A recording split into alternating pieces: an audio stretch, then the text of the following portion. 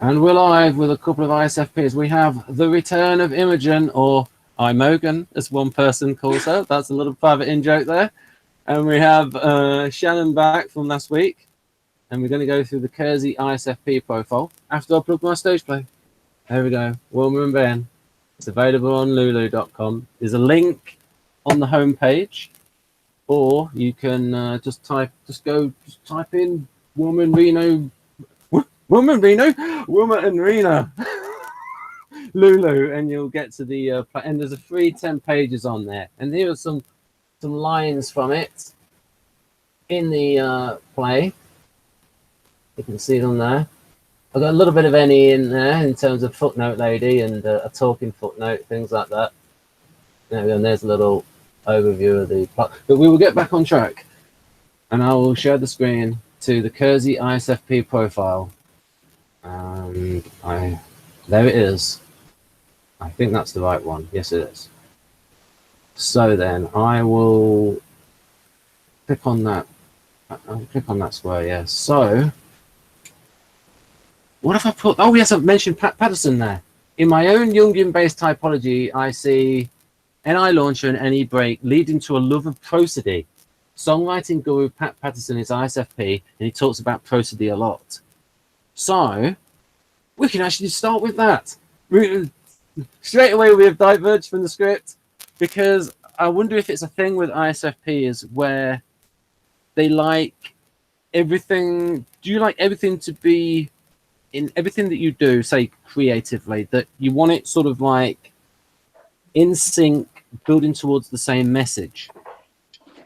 A sort of a unity versus variety. Which do you go to more? Are you asking me? Yes. Go on, Imogen. I definitely do. And not just, actually, my whole life is like that. Everything connects with something else. I've never had an interest that went away. There's Right. just always something building on it and expanding it. Yeah. But definitely all the same thing. I mean, any of my art, anything I do in my homemaking, things I do with my children, just everything is all basically it's all based on the things that matter to me. Right. Because I'm trying to see, because theoretically ISFP is NE break, and NE gets associated with probably too much with creativity and ideas. But I also see, and Dario has talked about how ISFPs and ISTP can sort of like get themselves into a mode where they sort of, he calls it the star pattern, because he said that it sounds better than the spider pattern. And they get into a mode where they get creative and things just come forth. And I think he said that that ISFPs find it harder than say INFPs to get in that creative mode, but it can come and can be just as creative, if not more so, depending on the person. I'll just say what Pat Patterson said. He said that everything in a song must work together. So line lengths, stability, instability, matching up with the stability and instability in ideas. And he almost seemed to be against variety. So everything working together and being integrated, telling the same message, every component working together. And I just wondered if that was a thing in your thought process, Imogen, where It is for me, but I would say, I mean, the star pattern, just thinking about that, um, I wouldn't say that that describes me perfectly. I would see it more as concentric circles. Everything is just in the next circle out, the next circle out, the next circle out. Um, but it contains everything that has already gone or that's already there.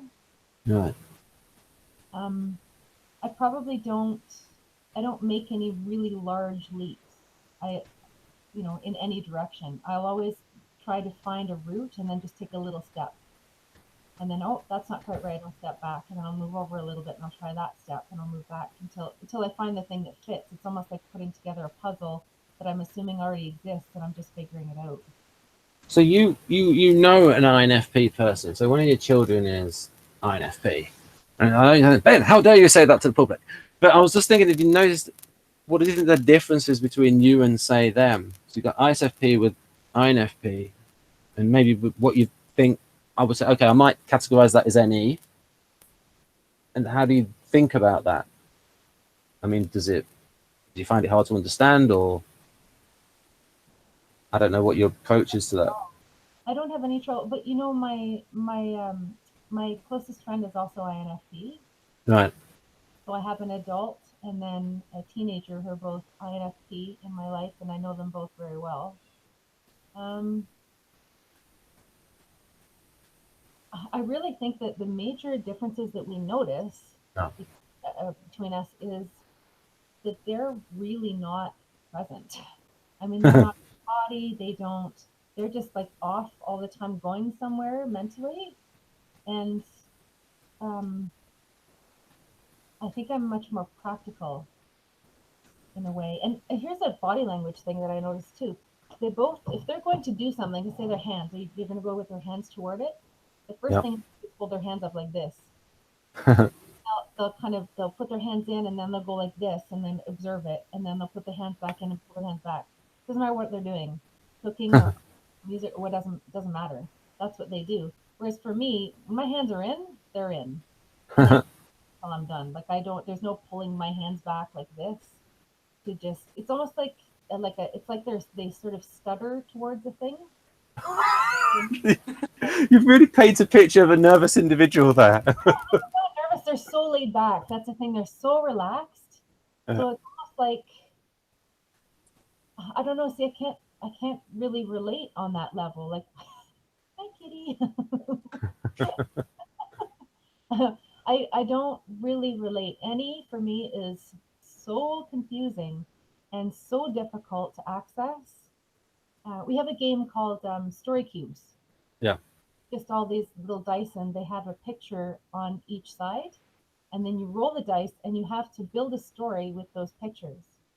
And um, my son, my INFP son, it's so easy for him. He sees it all. He just goes. He tells the story, and he'll just keep expanding and expanding. For me, that game, if I spend 10 minutes, I have to have a nap. It's exhausting. I mean, I just can't function with that kind of thinking. So, I don't do you know if that makes any sense. but that was a very good answer. Do you think it's? Do you think that in, say, an artistic endeavor, or just that you can maybe focus better than the INFP, like stick to it, or something like? So when you get an idea, maybe stick with it. I don't know. My son is on his third rewrite of a novel. It's Wow. very focused. Yeah. Um, I don't think it's it really. I just find them to be slightly flighty. Like they will they'll leave something if it's not serving a purpose. They'll Hmm. leave it. Their own purpose though, not necessarily something I know. But Right. they're just done with it and off they go. Whereas for me, I'll stick through right to the very end to find out what that was about. And for them, it's like I know where this is going. There are six different options that I don't like any of them, and they're done. Mm. Creatively, I mean. So Shannon, I mean, does that ring true for you, or slightly different approach in terms of, say, comparing yourself with how an INFP operates? So I do have one person in my life who has told me that they are INFP, and I can see that, and I know enough of their motivations. I don't know. I'm thinking about the hands. She has the hand gestures too. That's really interesting. Yeah, and in order for that person to continue with something, she needs to know that that it has a greater purpose. Like if she's bored with it or she decides that this isn't serving a purpose, uh, if she's reminded of what that purpose is and how it's going to help other people, then she'll continue on with it. Otherwise, if I leave her to decide that that's no longer going to serve a purpose, she'll just stop doing it. Right. So what I would sort of categorize that as, there's the NE, but then there's also the NF thing of it serving a purpose, and so it's what takes over is what is the most important. And what I've sort of noticed with ENFP is to go a little bit towards, well, I mean, functionally you'd think a little bit more EP, and the purpose thing is not. So it's almost as if, and it lines up with the functions. So my tip for NFPs is to find something that lines up with, that gives you a purpose in life, and lines up with your you're authentic about, and then the discipline will naturally follow from that, because it's something that you're really into and believe in, and it will naturally. And also, if there's variety as well for ENFP. So then, Shannon, you have agreed to do the honors and read through Okay. this paragraph and stop whenever you like. And also, Imogen, if you want, if there's a particular bit that strikes you, if you raise your hand, and then Shannon will gladly let you in, I assume. Okay, so the composer ISFP. Although ISFPs excel in what are called the fine arts, composing must not be thought of as only writing music, but as bringing into synthesis any aspect of the world of the senses. More than the other artisans, composers have a sure grasp of what fits and what doesn't fit in any and all kinds of artistic works. And so when an especially gifted painter, sculptor, choreographer, film director, songwriter, playwright, poet, novelist, chef. Sorry, my screen went fuzzy. There we go. I had to change to get the final line in. So, Imogen, do you relate to that? Composers have a sure grasp of what fits and what doesn't fit. Yeah, I do. I know for sure something should be there or shouldn't. But something else that I find really important to aesthetics. Now, see, I would add homemaker to this because that's what I do, and it's so varied and requires so many different skills, and having so many plates in the air, or just, it's not really plates in the air. It's more like it's more stable than that. But I do try to make everything fit together, and I know when something is not going to work. Even just the way that the rhythm of our life. If there's a class that comes up and one of my children says, I might be interested in taking this class, then we sit down and we look at our holistic life, and sometimes it isn't a good fit, and not just schedule wise, but just in terms of the really just the rhythm of our life, of how, and the pace. And so I'll know right away that's not going to work. I don't. The thing is that I would never just say no. We sit down, we really look at it, because I think it's really important for them to gain the skills to know if something is going to fit their life or not. So I definitely do that all day, every day. And I think you've said before that you very much tailor, when you homeschool your children, you very much tailor the lessons to the specific needs of the individual. Definitely. And again, that's another case of fitting the information to the person. Yeah.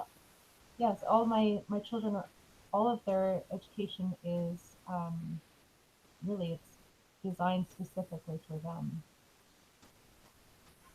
Right. Even, I mean, everything, what they eat. I mean, even the things that I make sure that are part of our diet are because I'm looking at their bodies and I can see what they need. So I make sure I incorporate what they need nutritionally. Um, yeah, I mean, my children are sort of, in a way, my work of art, without being like, I'm not like a helicopter parent. Like, I really want them to just live out the way they are, and to become and discover their own paths. And so I'm sort of like, um, what are those guys when there's like a race and they're they take the car and they stop, and then all the pit guys, they all come in and they fix everything and do everything to make the car go. Like I'm like the pit stop for my children in a way.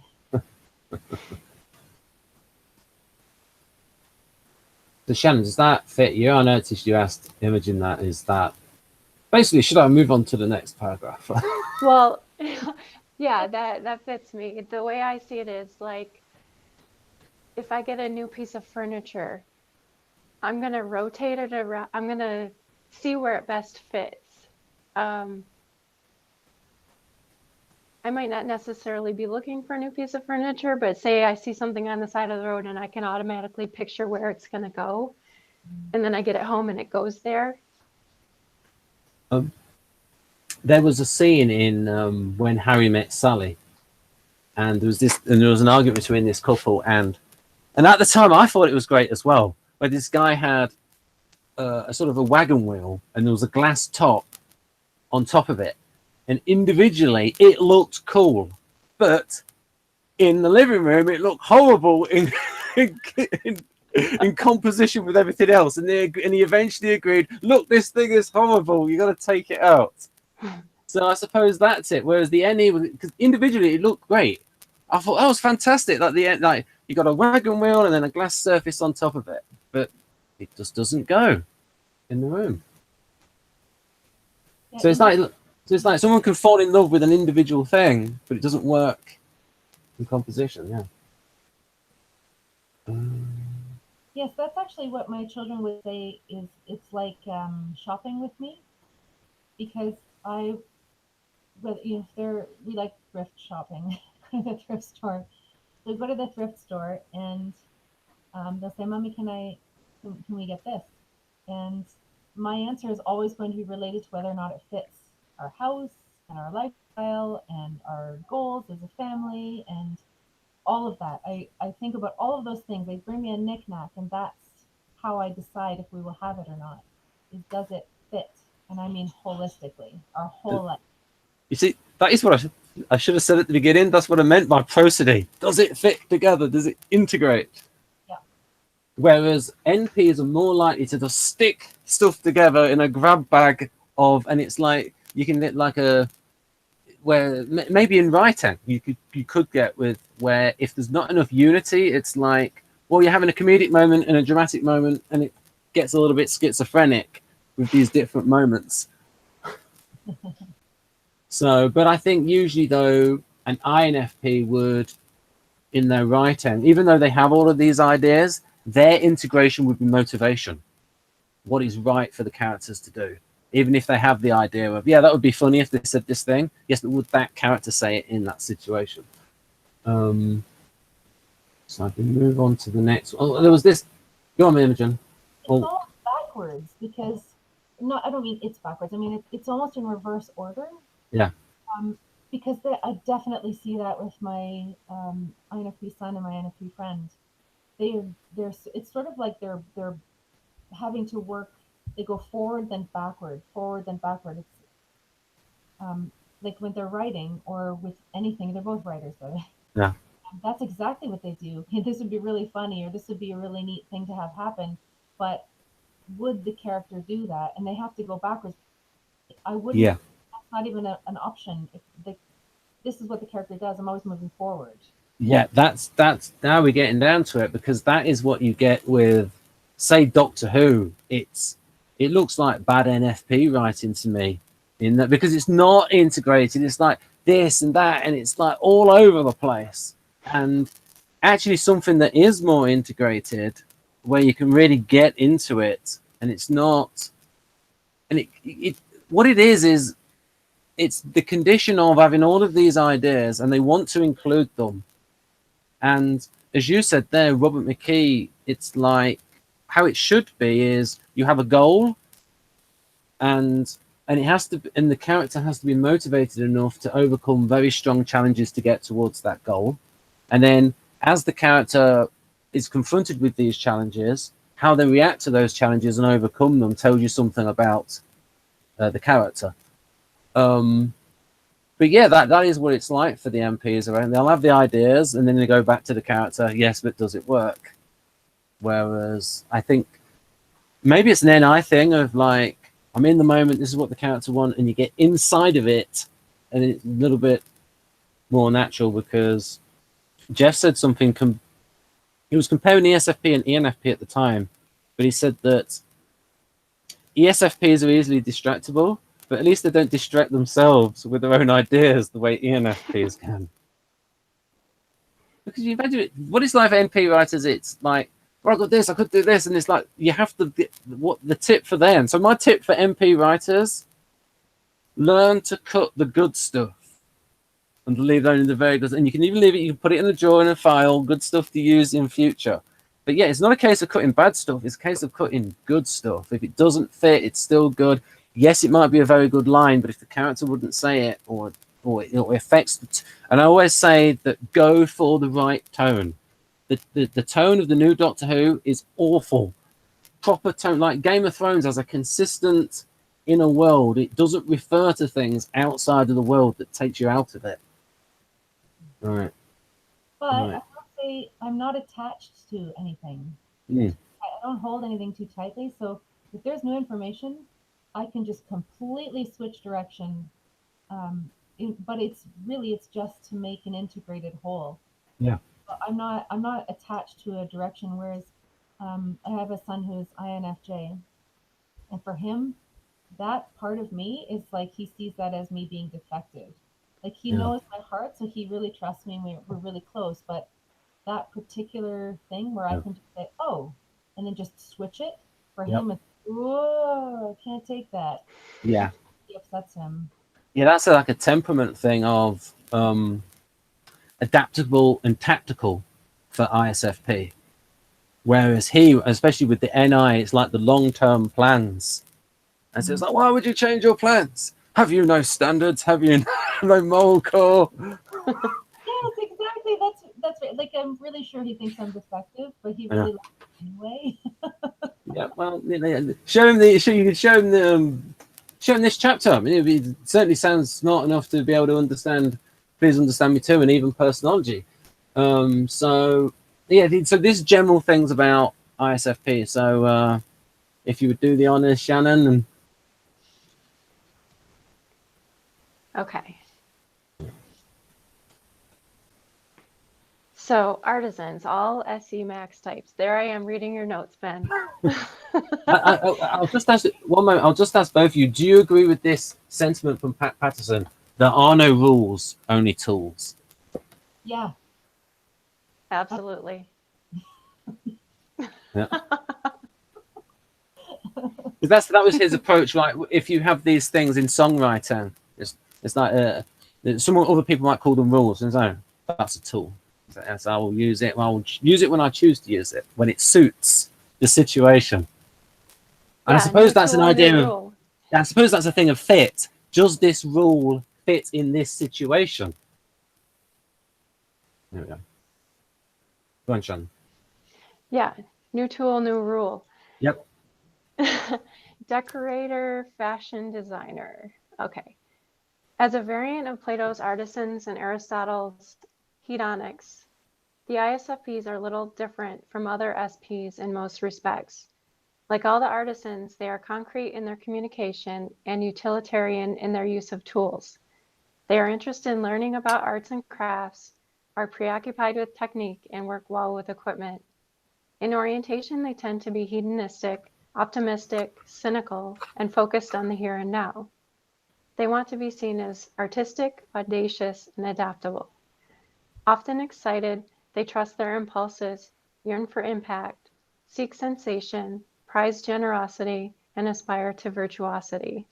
Intellectually, they are prone to practice tactics far more than logistics, strategy, and especially diplomacy. I'll just mention one thing. So the way utilitarian, he changed that to adaptive in personology. So it's basically the opposite of by the book approach. And again, that fits in with there are no rules, only tools. Do you think that is true? Let's go to how about that bit there? Do you think you think you're hard? So, Imogen, I'll ask you then, Shannon. Do you think you are hedonistic, optimistic, cynical? Oh, yeah, one thing about this cynical thing, I asked Jeff about this. I couldn't understand. How could someone be both optimistic and cynical? I thought, does not compute. And then Jeff said, Ben, they're cynical about other people, optimistic about themselves. Oh, I don't. Okay, cynicism. I don't think that I have much or any of that actually. I think I'm missing that trait. Well, maybe outside of your family, maybe you might be. No, I think that probably I'm getting better at this, but I think that it's a long time for me to go from like to come out of naivety. Like I think I'm very naive of a lot of people's motivations, or I definitely don't skip to cynicism. Like I really have to be convinced by Right. a person that a negative outcome or is actually possible. Because I think I am very optimistic. So, with individuals, that might be an FI thing. Of I'm just wondering, say, with politicians or with institutions or things like that, are you cynical about them? Things like that. I prefer to think of myself as realistic. Right. But yes, I don't. I guess I don't hold a positive view of anything institutionalized. I'm very suspicious of it.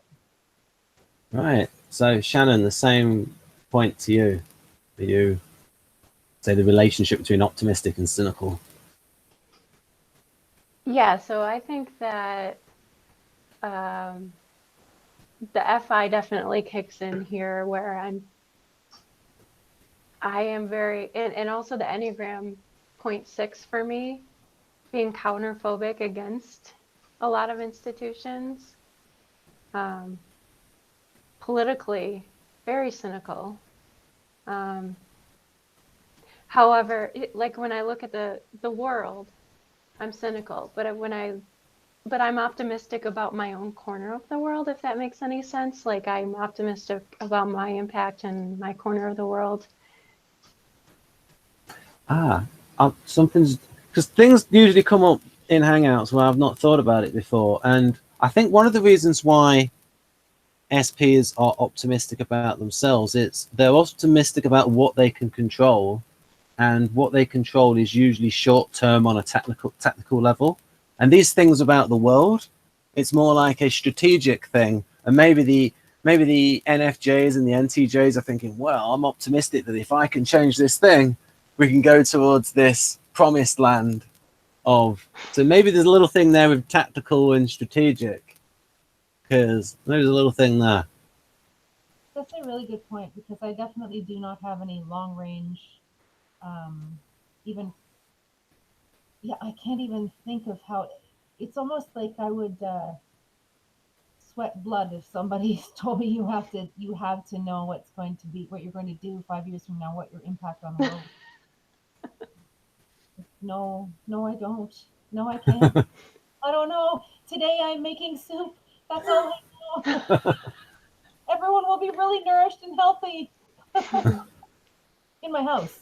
Who knows what everyone else is doing, but that's. So Shannon, you seem to connect to that. Details, Oh, please. definitely. Yeah. Yeah, I can't even plan like 6 months from now or a year from now, what am I going to be doing? Don't give me a 9-month deadline, because I'll put all kinds of other things in front of it and then be working on it at the last minute 9 months from now. But don't ask me for a 3-month or 6-month update. No. So this is one of the things that if people are looking at functions naively, they would say, well, NI has to do with intuition of time. ISFPs have it as a tertiary function. Therefore, ISFPs must plan better than ESFJs. But in the actuality of it, if you then look at, well, ISFPs are artisans And if you read this chapter on artisans, you will know about them being tactical and not strategic. And then if you look at, say, ESFJ, yes, they are NI break. And so you think, oh, they'd be crap at intuition of time. No, it just means, and when I've spoken to Alina Ames about this, she has said, and she uses that name on YouTube, so that's why I said her surname, that for her, what it comes about as is her rigidly sticking to a schedule, a 6-month schedule, and then if it goes wrong, not knowing what to do. Whereas someone who's an NJ, they're better at changing the plan because they know what the goal is, and so they can modify it. So that's probably the difference between SJs and NJs, in that they're both future oriented. It's just that with the SJs, they think the future is going to be like now, and they're very, very difficult when it goes off plan for them. So Yep. the way that I deal with that, which I guess is tactical, Yep. is I know that it takes me a very long time to do things. I don't know precisely how long it will take me to do a thing, but I know it's going to be longer than it does usual people, and for a variety of reasons. So, for instance, we were doing Pasanki eggs for Easter, and so I started gathering supplies, and I started blowing out eggs, and I have my dye powder in jars, but it doesn't have the water in it yet. So I started the process in January because I know it will take me a very significant amount of time. And I don't know when I'll be done. I'm just hoping that if I start in January, I will have them done for the middle of April. Like that's really just that's as good as it gets for me. That's me planning. One of the interesting things in KEIRSEY theory, he actually has the composer quite next to, he has ISFP quite close to INTP, and that's because he sees the ISFP as good at composing and the INTP is good at designing. And it's like, well, composing and designing are quite similar. Mhm. And so it's just the difference between the tactical level or the strategic level. But if you have an ISFP writing a novel, they've got to be very strategic because they've got to think a long time in advance with a complex plot. And writing a novel can take well over 6 months. I mean, so sometimes years for a novel. So there is these bleed over between the tactical intellect and the strategic intellect. So I use Scrivener for that then. Pardon? I use Scrivener. I was writing a series for recovering from brain injury. Yeah. And because I don't have the capacity to organize many things in one place, like I just can't, I've lost a lot of executive function, not personality function, but like what is classically called executive function. So I found this app, Scrivener. I probably told you about this, and so I can just go back and forth. So just set up all my categories. These are all the things I need to cover, and then I can just switch back and forth, back and forth, back and forth, and you can highlight notes and find out where have I mentioned this before? Did I say this already?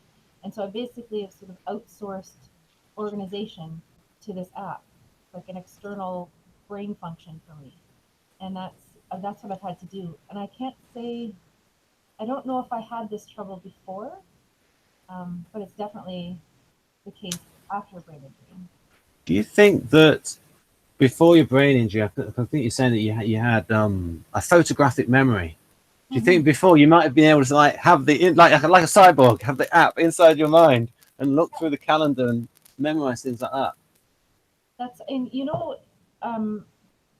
I would look through, so I would just quickly scan texts and I would know where something was based oftentimes like if there was a color on the page, or I would even color pages when I was making my own notes. I would just put a color with a marker just across the top as a line. And then I would know that, the violet line indicates this category of information. And then I would just recall it in my mind, and I would see the whole page, and I'd be able to read off of it from my own mind. That's like an INTP, but with good sensory skills. I think INTPs would love to be able to do that. Because they hate the fact that they lose information after they've read the book. Yeah, that's definitely the case for me. I actually really, I really relate to the TI aspect of TI users, because I see it as very complementary. So I understand why that would be put together, the ISFP and the INTP. Yeah. With INTPs and also with ISTPs, because they're more action oriented. Yeah. So like with their SE. Yeah. Yeah. So it's when it's almost as if when someone's opposite in KEIRSEY and opposite in functions, they really do conflict. So, for example, ESFJ and INTJ conflict. Conflict more, in my opinion, than INTP and ESFP, because ESFP is not using extroverted sensing in an aggressive way, the way ESTP does. And so when you've got ESTP and INFP, I think that ESTP is going to hit the brake function. You're nodding there, Imogen. So yeah, they can. So it's like there's more conflict between INFP and ESTP than between ESFP and INTP, and INTJ and ESFJ conflict as well. They're good at different things, and for you want evidence of this, folks? ESFJ Dr. McCoy, INTJ Spock. There's your conflict for you in Star Trek. Oh, you've lost me. I don't watch television, so there's very little that I know. Yeah. Can I say something about this? They want to be seen as artistic, audacious, Yeah. and adaptable. Yes, absolutely. Whenever I see this, and this is not the only book where this is the case, I always wonder what it is who wrote this, because I do not want to be seen as anything. Ah. Like, it's just not even if I never think that. I never think I want to be seen in a certain way. It's almost like I'm completely oblivious to how other people see me, and I don't even think about how they do. It's just not even a relevant category for me. I literally don't care. Like, I just don't even think of it. So, Shannon, opportunity for you. Is that very much a 9-ish thing, do you reckon, for Imogen? Not caring, not wanting to be in the spotlight. Yeah. I'm thinking about it as a 6. I will go to 9, and I do think that has some 9 to it. Yeah, I think that I've never thought about, wow, do those people like me? Like those kind of thoughts don't cross my mind like they do for other people. And I'm wondering, that might be a 9 trait. So the SFP awesomeness in this hangout has just increased. Jeff has joined, and we're just going through this bit, Jeff, about artisans seeing themselves as artistic, audacious, and adaptable. And I think, Imogen, could you say that thing again about how that doesn't necessarily fit you? And then I'm really oblivious to how I'm seen by other people. And I just, it doesn't matter to me at all. It's completely irrelevant how others think.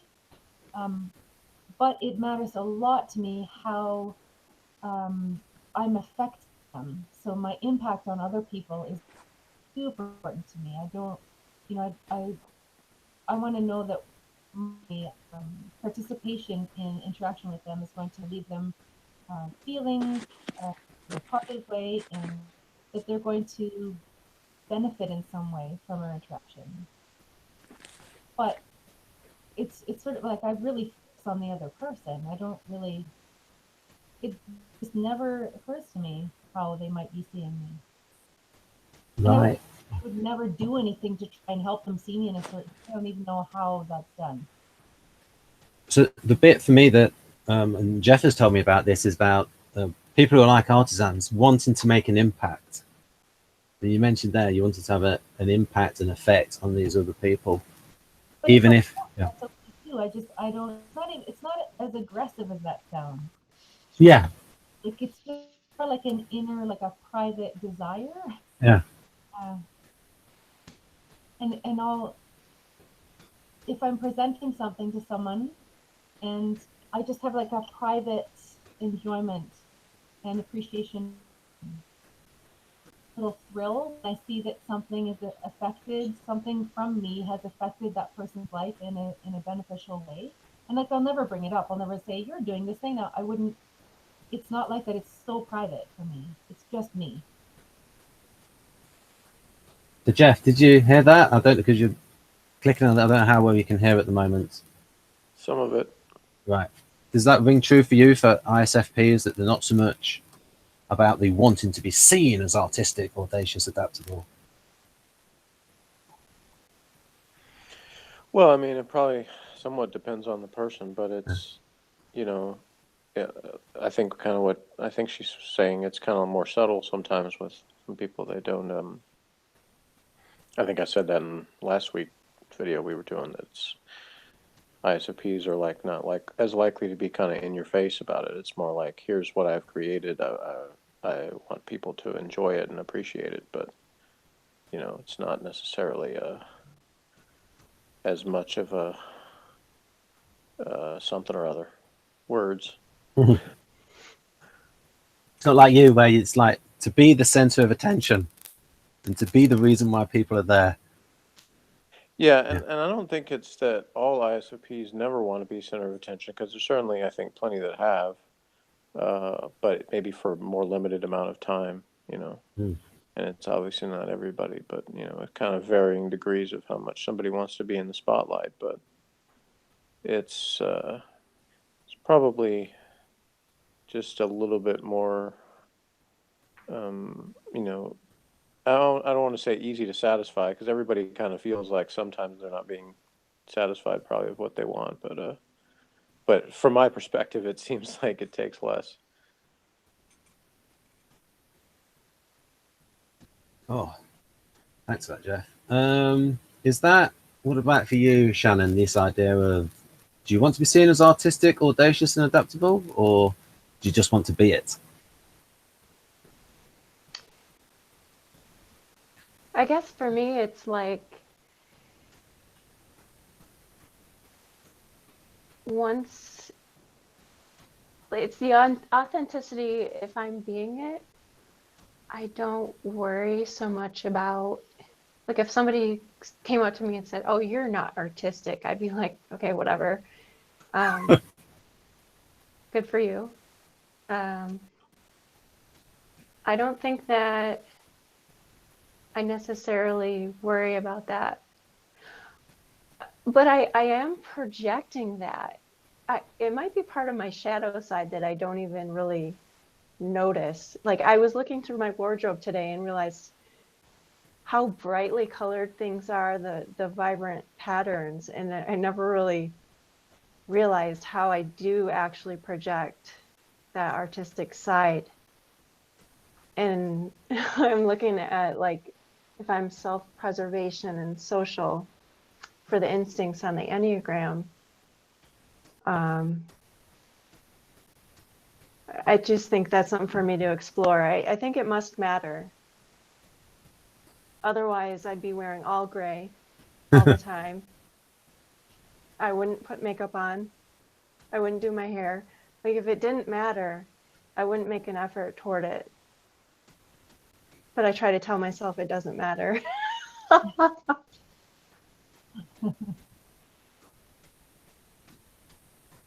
Yeah, not all ISFPs are hipsters.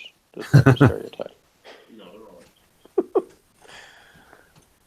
Right. But one other thing that occurred to me was that this is interesting to me anyway. I don't know if it's anybody else, but that this factor was kind of part of what ultimately convinced me that I wasn't an ISFP, that I was an ESFP, because I always felt like I was a failure in those areas.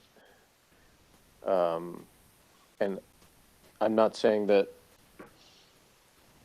that failure makes me that, but what I mean is I felt like whenever I made attempts to be more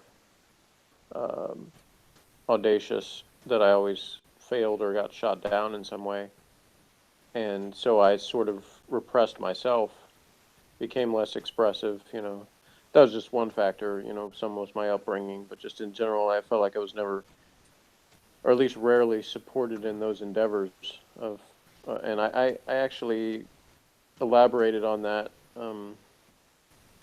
back on the Typology Central forum when I did a topic that was like kind of going through the artisan chapter and like telling stories from my own life and how I related to different things. And then also on my channel, when I did the composer series, the same thing. I went through the ISFP and I talked about that. So it was like basically, I think maybe it's ISFPs don't necessarily need to make as public an impact on people, or at least not always. I don't know. I just felt like that for me, it was like my social awkwardness or whatever came about from repeatedly not thinking I was good enough at any of that. Probably adaptability was the one that I was best at, but even that I probably never. I held myself to a stricter standard, like I wasn't doing well enough at any of that. So it kind of made me hesitant with people for a long time. I've spent most of my adult life kind of trying to break out of that. So, and sometimes it's easier than others. Jeff, a little bit on the theory. So when it says here, it thinks that Cozy thought that artisans were weakest at diplomacy because they're cooperative and they're abstract. How true do you think that is in terms of artisans being weak at diplomacy? Well, I mean, we kind of talked about that last time a little bit. I don't necessarily think it's not necessarily that the weaker is just not as important most of the time. But I think that the I guess entertainer artisans is what do you call it, you know, the SFPs. Yeah. Usually make it a little bit more of a priority, but even then it's more just sort of, we have sort of a more natural ability to maybe be considering the emotional impact on other people of the things we say and do, as opposed to it really being that diplomacy itself is a priority, unless the particular person that's what they're, you know, pursuing as their career or something like that. You know, there's obviously people that focus more on that, but it's just as far as like natural day-to-day stuff, it's probably just that it's just not as natural. Right. But for me, and you know, it happens all the time, including me doing this kind of thing, like as I'm talking in the moment, I usually feel good that I'm like expressing myself when I have the opportunity. But then a few minutes later, or you know, whatever time later, I think about what I said, then I always think it sounded stupid. Yes. I mean, without fail. There are times now later on I can listen to it again, and I can at a little bit more of a distance I can appreciate and say, and be even like, you know, maybe at this time I was talking, well, that I actually made a really good point there, or I sounded good, or I made a good joke, or whatever the thing is. But like, I have this initial period in between there where I'm like really self-critical, and just without fail, like I always think right after it, whatever I did or said was terrible. So it's part of, I guess, part of the competitive nature, but also, you know, some of that same effect where it's just, I feel like whatever it was not good enough. I suppose they've got that line in there, aspire to virtuosity. Like, got that high standard for themselves. Yeah, well, I mean, it's like, you know, she said earlier, like not caring what people are thinking of her, but I think maybe we care about how we care or we think of ourselves maybe all the time. So there's kind of like that. It doesn't even matter if anybody else realized. And I've heard that kind of thing maybe from athletes or performers where, they'll say something to the effect of, the audience may not have even noticed whatever the mistake I made, but I noticed it and it was bothering me because I wanted to do my best and I didn't feel like I did. I think you once told a story about, was it Michael Jordan or a basketball player that it's like he wanted to make the perfect play, and maybe something that was about that rather than the result of the game. This sort of focus on doing something perfectly in a skillful way. Not quite cool. I'll move this on a bit. There we go.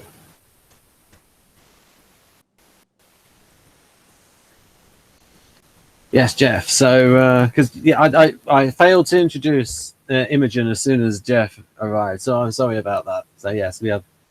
There we go. There's Imogen, and so Shannon, if you read through this and stop whenever you like, and Okay. Further, with their friendly nature, they tend to play the informative role of entertainer more comfortably than the tough-minded director role of operator. And with their quiet reserve, they prefer playing the part of a composer than a performer. To visualize ISFP intellectual development, consider the following graph that depicts the most probable profile of their tactical roles. So composer, performer, crafter, and then promoter. yeah, so these are, so it's almost as if ISFPs are predisposed to playing the role of composer. So it's sort of a natural artistic bent towards arts, music, that sort of thing. And then performers, the same thing as that, just a little bit more expressive. And so you've got, say, you could have maybe Jeff has typed Paul McCartney as ISFP. He goes a little bit more towards the expressive role when he's in the role of performer. And then the connection between composer and crafter is that they're both introverted, both reserved, but there's the difference there between directive and informing. ISTP being directive, and promoter is furthest away from composer. So promoter is the role best played by ESTP. So, and KEIRSEY has it as like, when you see that basically the promoter is like Trump. So it's the opposite. So the opposite in terms of expressive reserve. And also, but Jeff would say there are also good ESTPs. We got to come up with somebody that Ben actually knows besides Trump. That's an ESTP, because he goes to that with everything. Well, and there was that guy in that Miami episode of Homicide. He had everything on the go. He was accomplished. Not everyone's going to know who that character was. But yeah, so the ESTP and ISFP, opposite in vertness and opposite in terms of directive versus informing. And I think you said before the hangout, Imogen, that you can go into that mode where you like stand up for yourself. That kind of. Oh, definitely. I can become.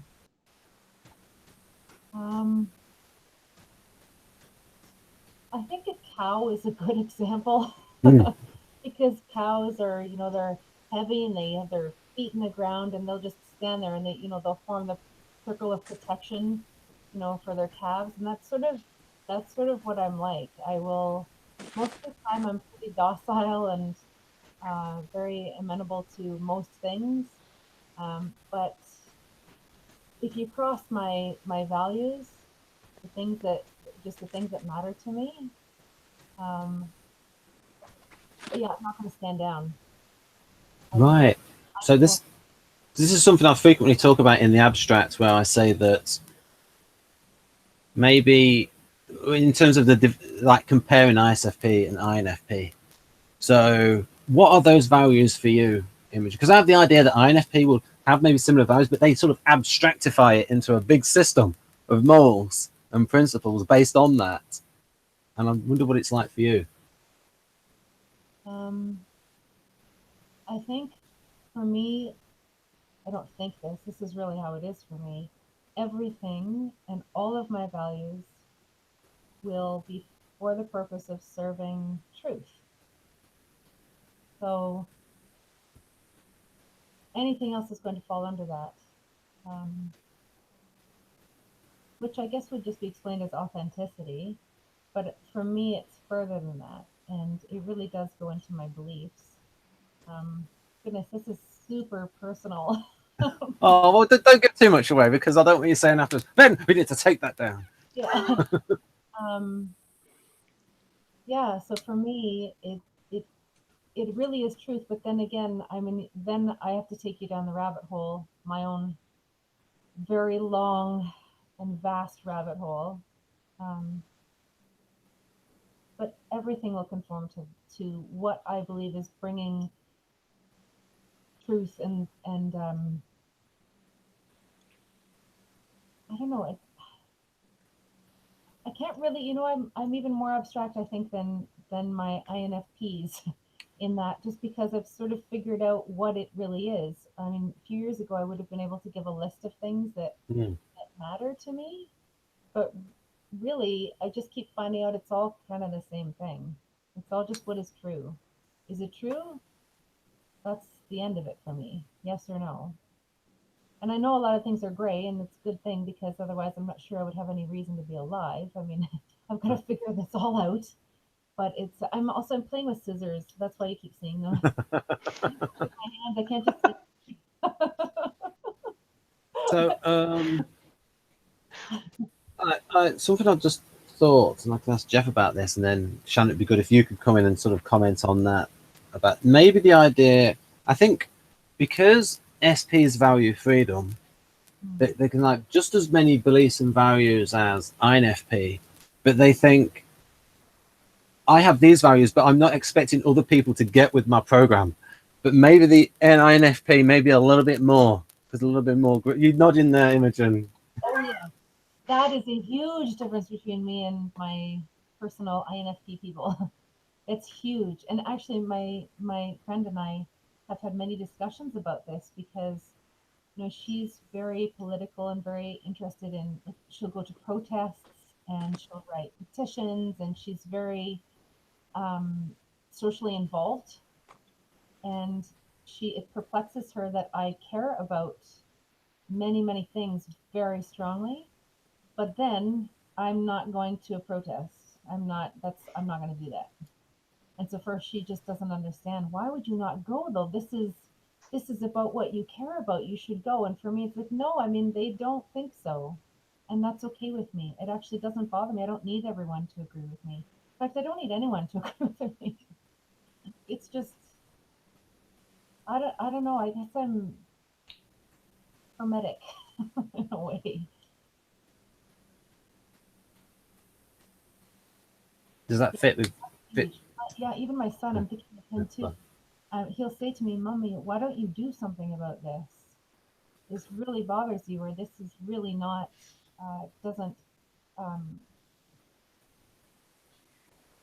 not agree with, but just, or conform to, just, it's not right. So you should do something about this, or what are you going to do about it?" And I say, well, nothing. They're just going to do what they're doing, and we're just going to keep doing what we're doing.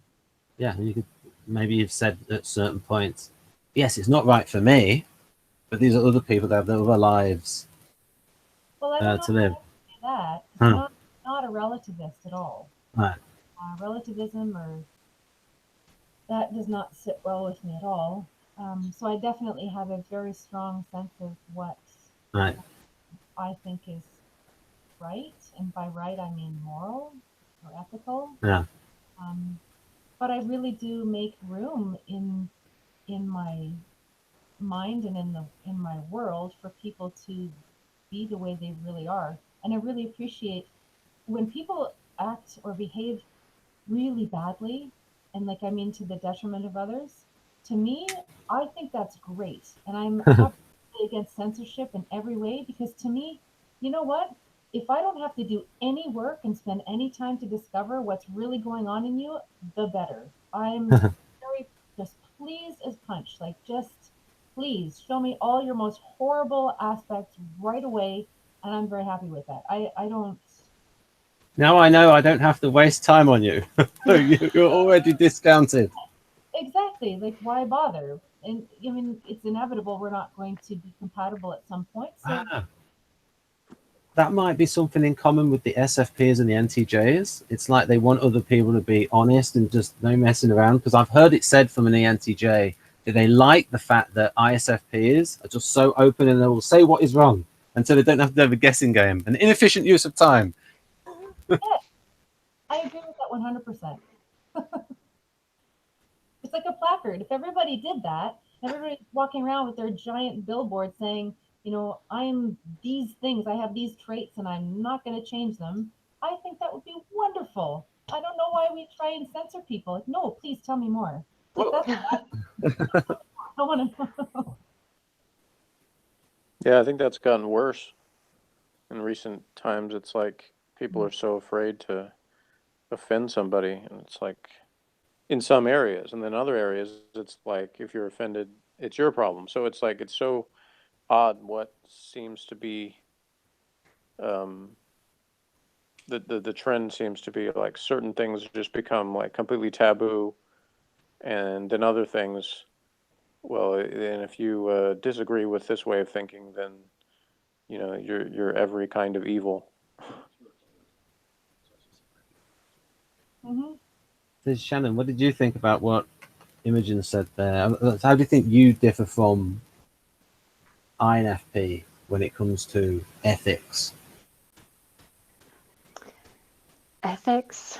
Or maybe that theme of I think that the difference between me and INFP might be that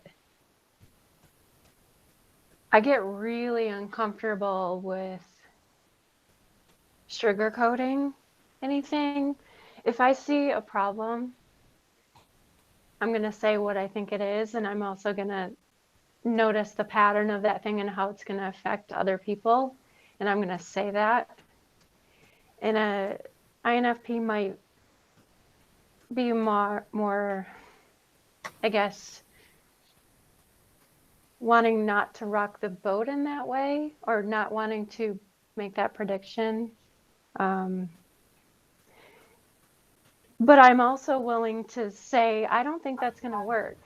But then in the moment, I'll try to make it work until it doesn't. And then I can say, yeah, I saw that was going to happen 3 months ago. Okay. And then I'll move on. right. Yeah, I really relate to that very much. You can also see little bits here where in terms of you can get a conflict between ENTP that will just like, and so you two will both say how you feel, and ENTPs like to, because I literally had this with a guy who came into a hangout. So if people go on the channel and look for Socionics International Hangout, this guy arrives and we type him on air and we ask him about debating, and he agreed that he would argue a position that he does not agree in, just to sharpen his debate skills. And are you shaking your head, Imogen? I can't.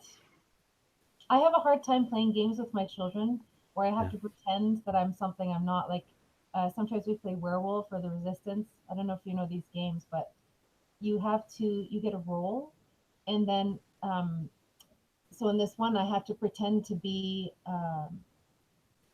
some other character than the werewolf, because if the werewolf is caught, it's sort of like those murder games, you know, where you're winking or similar sort of thing. I have a hard time just even doing that.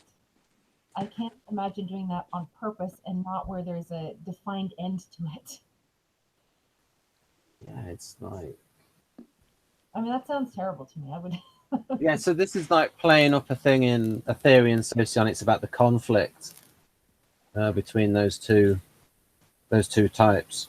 But I can imagine it with, do you have some of the similar situations with ESTPs, or is it different situation? I don't know. I tend to really get ESTPs. But here's the thing, like I was raised by an ISTP, and so I'm very familiar with TI use and how it works. And so I know, like I was talking to my friend about this. Her son is ESTP, she's INFP, so they are just at, at odds in a lot of ways. They don't understand each other. It's sort of like they're just passing each other all the time with their communication. And so I said, you know, when you ask him, why did you do that? He tells you the logical response. He says, because then the curtain would fall down and then I would be able to reach the thing above there with my stick. I mean, it's just logical. Whereas she wants to know, like, what was going on inside your heart that made you think that was okay in our living room that's supposed to be comfortable and where we live. But she said that he just says, I don't know. Because he's realized that her question, why did you do that, is not looking for the answer that he has for why he did that. And because I grew up with an ISTP, I learned that when he asks, why did you do that? Or what were you thinking of? He does not mean like, if I give him the answer, well, because that really mattered to me and I really liked how that looked. He'd say, okay, but why would you do it like that? And then I figured out that he wants the logic behind it. He's not interested in how I feel about it. Yeah. Or Yeah. like how it pertains to what matters to me. So because I have that sort of trained into me, I don't find that offensive, and I know that there's a lot of conflict between FI and TI users for that reason. But I've just been well trained to accept TI thinking. Yep. Good stuff. It So what have we got? I just know how to talk to them so that we can both be talking about the same thing. And I changed my own language to accommodate them. Oh yeah, tactical accommodator. I'm a strategic accommodator. So Shannon, what is it like for you with ENTPs and ESTPs? I think I find ESTPs humorous. Sometimes I'm the only one. If they're a bit unhealthy, sometimes I'm the only one that could just roll with it. It's humorous to me how they want to ask everybody, what's your opinion about this? How should I do this? And then they will do what they want to do anyways. I just find that so endearing. Me too.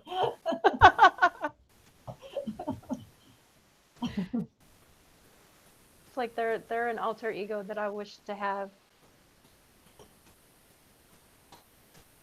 Right. ENTP, I don't have as much experience with.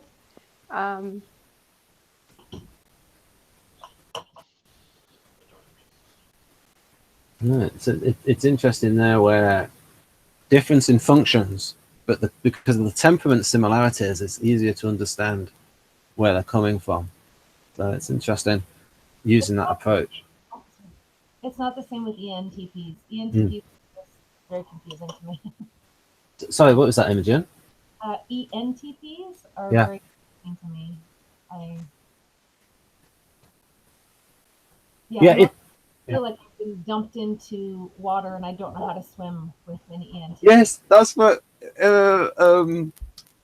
There's a video with Igor Weisband, who is like sadly deceased, and like there was a video where, and he's like ENTP socionist, and Olga Tanjman is there, and he's like giving all these explanations and talking about different things. And at one point she goes, "It is too much. You keep changing from here to there. I cannot understand it.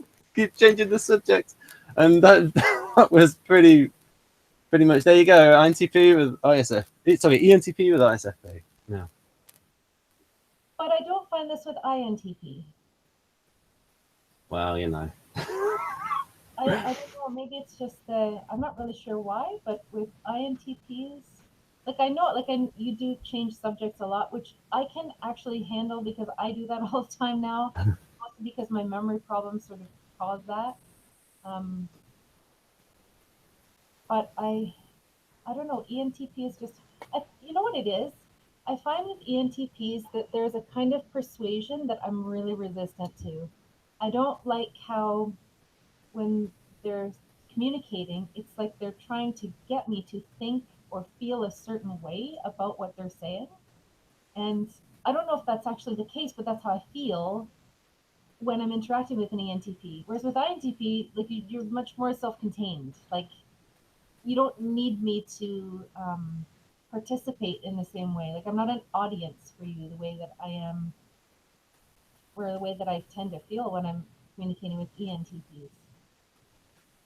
The only thing I can think for ENTP is that I think Socrates, probably ENTP, just go around trolling people and like getting to find flaws in their arguments and get them to go to silly places. Is that what you get the impression that they're trying to do with you? Yeah, in a way. I mean, I don't like being led. Here's a good example. If I'm watching, if I'm learning something new, and say it's a tutorial of some sort or a workshop, if the person doesn't tell me where we're going to end up, I do not feel comfortable taking the steps along with them. And with ENTPs, I find that they enjoy that element of surprise at the end when they're like, haha, this is where you ended up. I'm like, no, you brought me here. Like, this is not where I was going. And that's kind of, that's what I, that's really it. So I need to know ahead of time where we're going. And ENTPs keep that to themselves until the end. But then, and then often it's completely not correct for me at all. And they really think they brought me there, like, haha. So from a overly complicated functional point of view, so that could be a theme with you as well, Shannon, this idea of knowing where you're going. Does that help you a lot, a sense of knowing where you're going? I could say that that is extroversion versus introversion for me.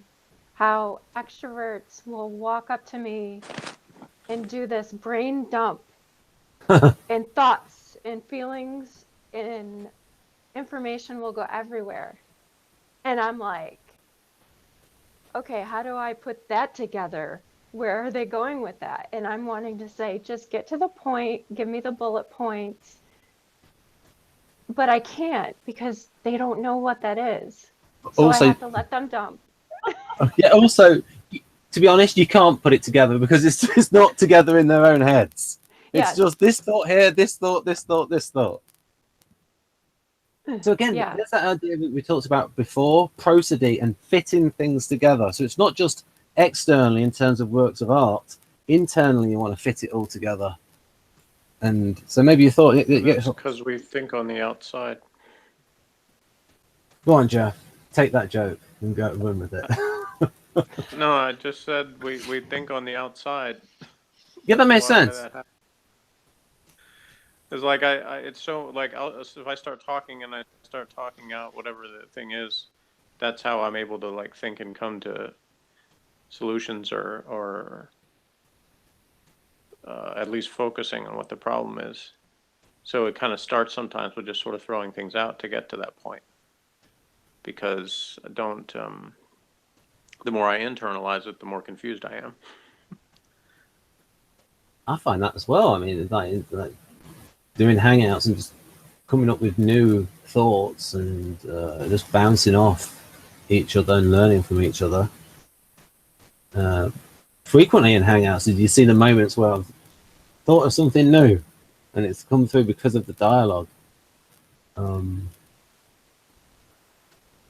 Science. Pastor, difference. Move this up a touch. But after the hangout's over, Ben, do you like think about like everything that all those elements, like what came out in it, and then you're thinking about like you're forming your you know, your next boards and diagrams and stuff off of that?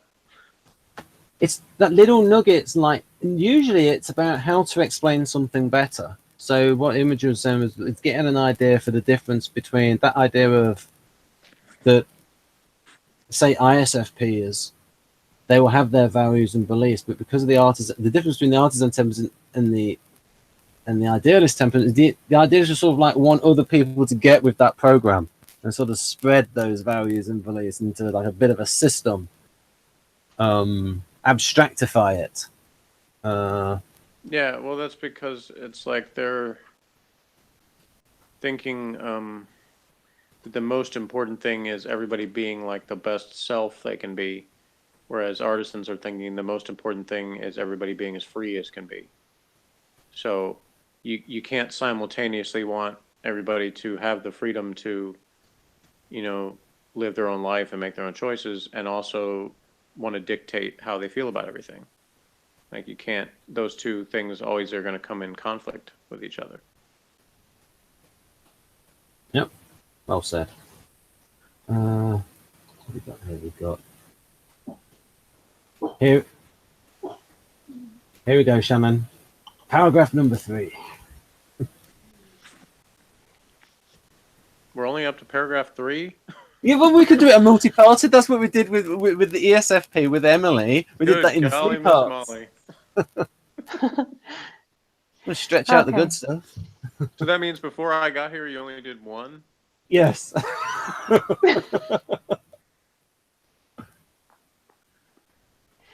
So, okay, composers are just as plentiful as the other artisans, say 9 or 10% of the population. And like the other artisans, they have a special talent for tactical artistry, such talent differing radically from that possessed by idealists, rationalists, and guardians. As the word tactical implies, artisans know their way around in the world, their senses finely tuned to concrete reality. However, while the crafters are attuned to the tool and its uses, the composers are attuned to sensory variation, which gives them an extraordinary ability to work with the slightest nuances of color, tone, texture, aroma, and flavor. This observant sensuality seems to come, sorry, my screen just blurred. So what's everyone think about that?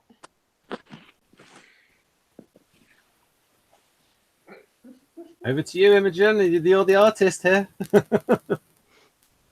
Oh, your mic's off at the moment. If you, you're back. Yep. Okay. All right. I mean, I think that's true for me. I mean, that's nuances of color, texture, aroma, and flavor, definitely. And this is actually where I vary from that unity seeking, and where I will deliberately cultivate a kind of a dynamic relationship between those things. So, but they still fit within the whole. But that's really where I play. Like that's my place to move things around and create tension. Would be in those, in the sensual aspects of a thing. So I do that with my food. I do that with my crafting and my art.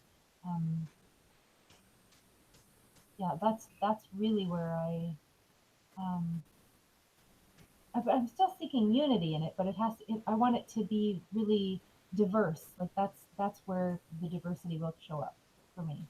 Do you think it's a sort of a narrower range of elements and sort of being creative within that narrow range, whereas the NPs, it might be this thing a mile away from this and a mile away that, and then trying to bring those together, whereas yours is closer together, and then it's how to arrange these in the best possible way. Yes. Yeah. And I'll bring in other things that that's also where I will experiment and bring in new things that I experiment with that I may or may not work. Yeah, I think I do. I sort of set out a kind of template and then sort of play within it. Like if there was a sandbox, I would play with the confines of that sandbox, and I would make it as beautiful or as interesting and dynamic as possible, but within that frame. Whereas, like my INFPs might just grab a bucket of sand and leave with it. Wait. That's what they would do. That is what they do, actually. So imagine if, because you're into cooking, imagine an NP with cooking. It's not these things don't go together at all. That happens all the time. Oh my goodness, I feel so bad for them.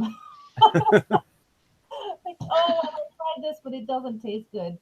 Oh, whereas my ISFP and INFJ, actually my INFJ son, he is very surprising, actually. He comes up with some very surprising combinations of flavors and textures that work very, very well. But actually, even my ISTP son and INFP son, both of them are not kitchen people. And so my ESFP son, he really loves food and he loves eating it and he loves Amen. really good. But he's not very experimental or adventurous with food. Like he'll just say, "How do I make this?" And then I'll tell him, and then he'll do it that way, and he'll always do it that way. And if anyone else comes into the kitchen to do it, also he'll say, "This is how you do it," and then he will tell, "Mommy said it's like this." My children all call me mommy, which I think is adorable because they're not really young, but they still call me mommy. Anyway, yeah. So I think that's right. I like to have a framework, and then I can just have total freedom within that framework, like with my creativity. Does that ring true to you, Jeff? Like ticking the ISFP boxes, or ring true? Some of my best cooking stuff has happened by accident, like flavors I discovered from like spilling something into something else, or like the time I was walking with a glass of apple juice and I spilled it into my rice and then I ate it and I was like, oh, this is really good. So apple juice and rice is a good. And then there was another time that I thought I was using a chipotle chili powder, but it was actually cinnamon, and that was good too. So like, yeah, there's some of those fun cooking accidents that turn out really good. But then there's other things, of course, that can totally ruin stuff. So you never know. Well, you do though. See, that wouldn't happen to me. What? You do know, or at least I do. Like I can tell. I know if something is going to be good or not. Like I don't have accidents with my food. Oh, come on, ever? No, I really don't. That's not a Wow, that's hard to believe. But I will say though, that in total fairness here, my whole kitchen is very integrated. Like it's very, I have a lot of different things in it, but they all go together. If you made food in my kitchen, it would be hard to make bad food because it all just does kind of, it all works. There we go. That's the thing about, and so if you just think about the word in general, composition, getting things that go together well. And so this is an example of things outside of the formal arts, wanting things to go. And probably the way, maybe, so do you reckon a lot of ISFPs will dress in a cool way and the clothes will go together? They will not dress like ENTPs and ENFPs. Well, sometimes because that can be a style in itself too. You know, stuff that some people think doesn't go together. I think when people use like words like bohemian and stuff like that, a lot of times about ISFPs, you know, so some of them just have certain styles that are like a mixture of stuff, and other people are like, you know, they go with just sort of one kind of theme or whatever, you know. And of course that can change, as we've talked about before with artisans, like, you know, can go through a period of time sort of in one style and then suddenly change to something else when they're bored with the old one.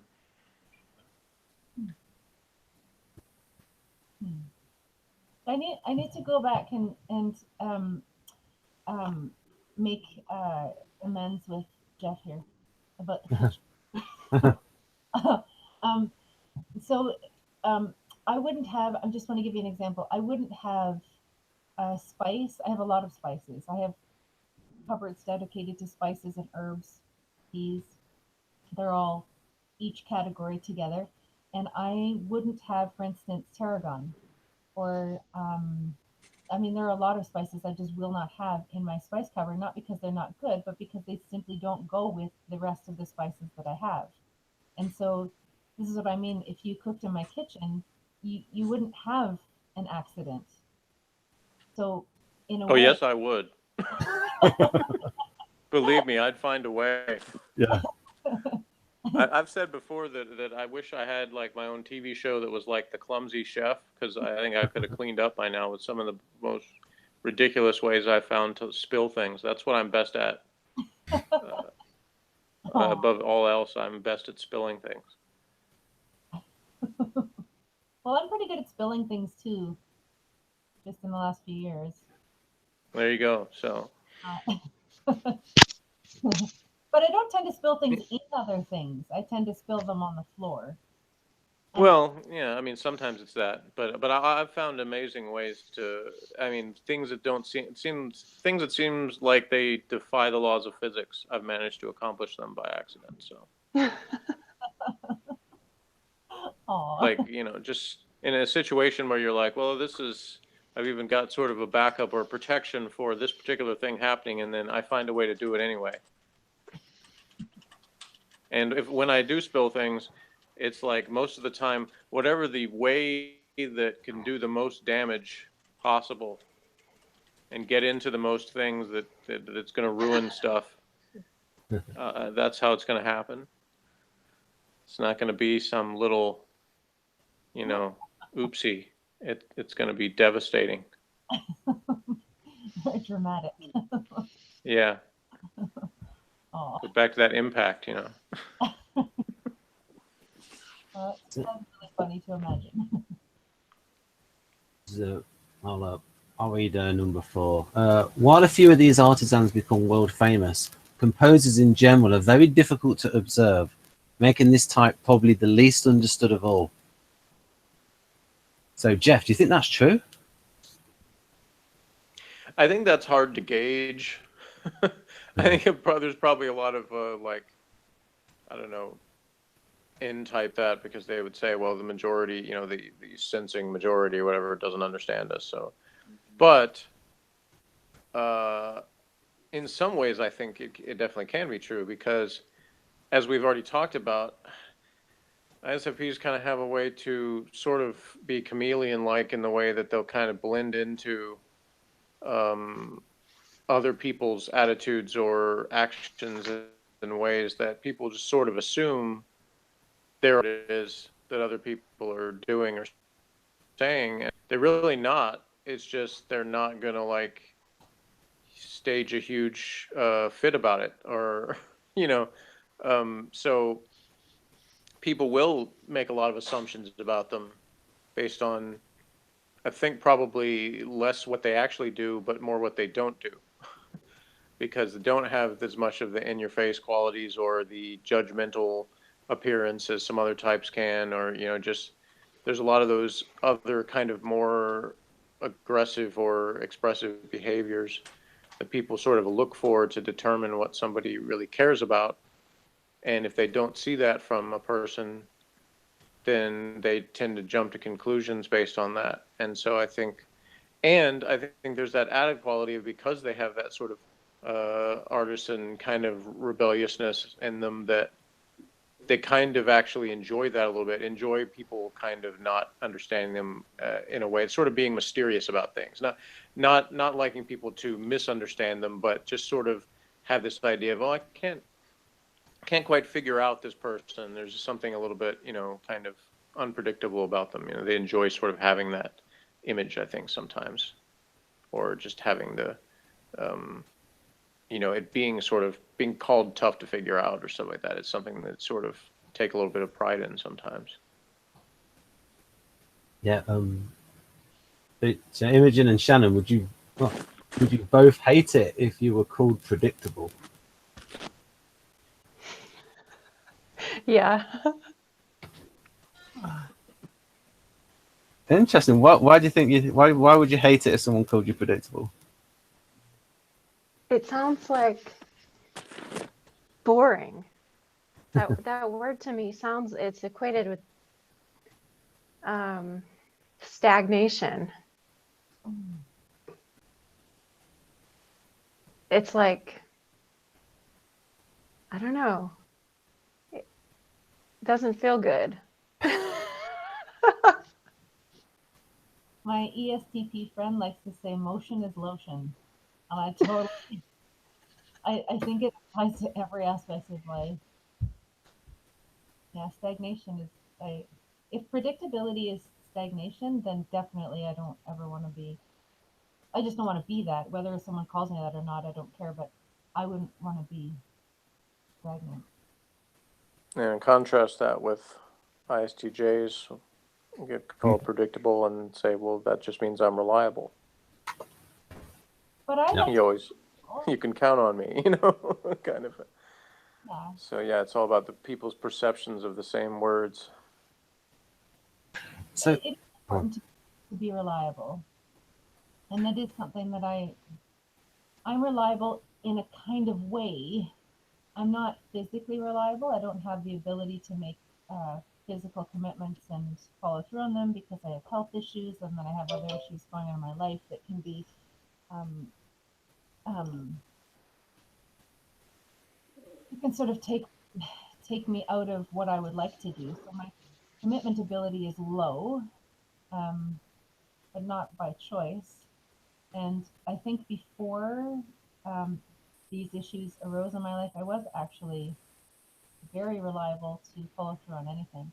But now I think my reliability is more in a sense that people who know me, they know what they're going to get if they come to me. They know what my responses are going to be or how I'm going to treat them. I've had people say to me that I feel like home to them, like not like their home, but like a home, where they like a home base. They come into to interact with me, and they know what it's going to feel like and be like to spend time with me.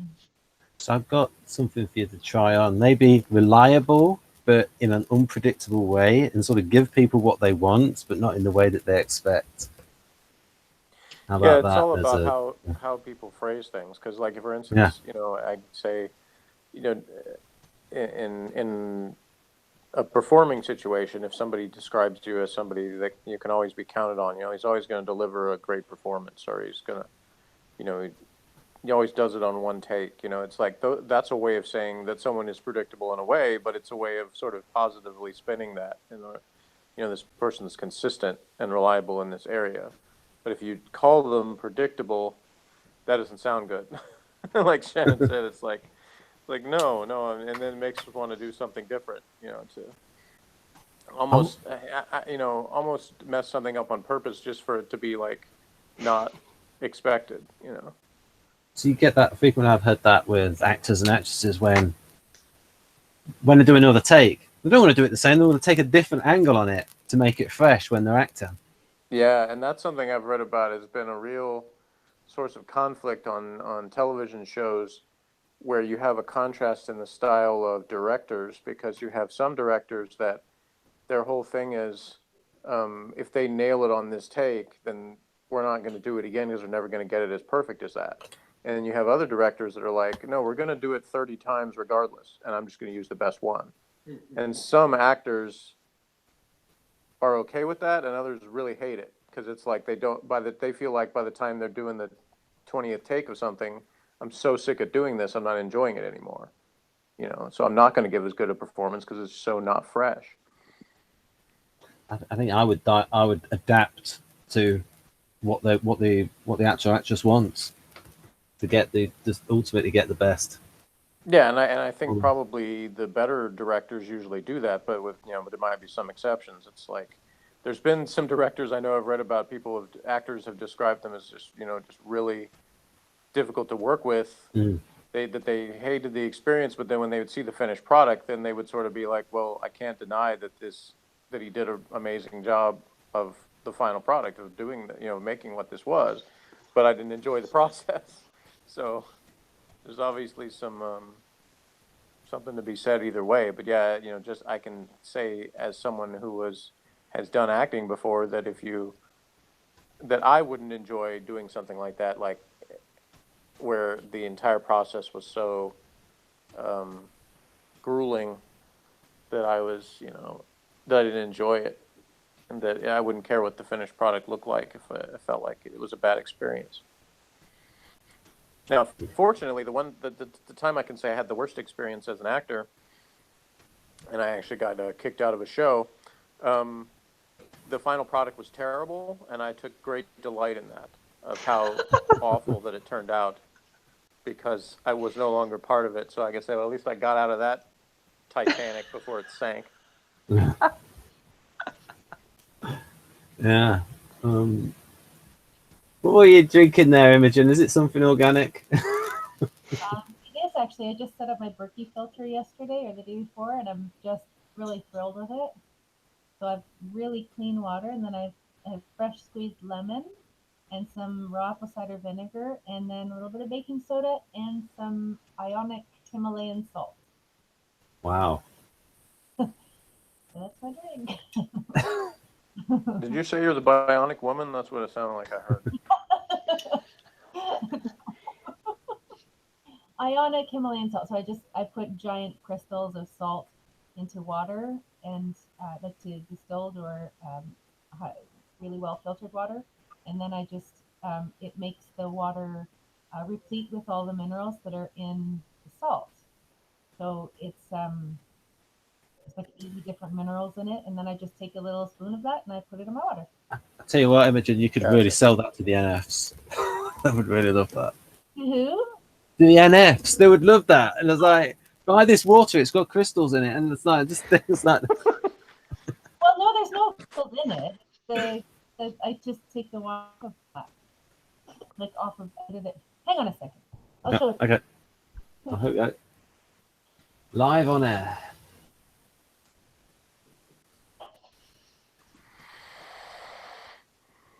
Yeah, but seriously, I mean, I think you could sell that in.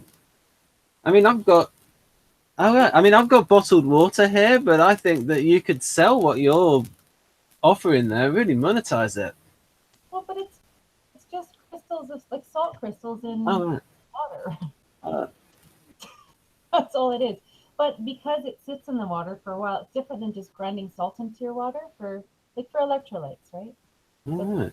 This is better because when it sits for a while, the water just becomes completely saturated with each of the minerals to the level that water can be. And so when you take that in, you're getting a complete water friendly mixture of minerals in the right proportion for your cells. So All right. You're the queen of nutrition. oh my god, I'm learning all the time. So what do you think about that, Shannon? About being, do you feel you are the least understood? Do you think ISFP is the least understood type? Before I go into that, I am just all about that water.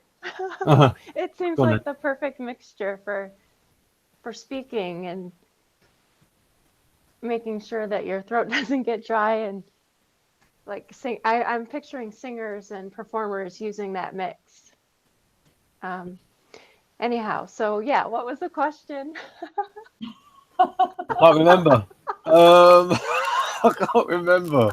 Oh yes. Do you think ISFP is the least understood of the types? The least understood. Or maybe even underestimated, say on like Facebook groups and things like that. Maybe not the least understood. The least underestimated in the areas of I mean, we're seen as nice. We're seen as optimistic, yet we're also cynical, and we also will be authentic to a point where it might be a little bit confrontational to people, just telling the truth.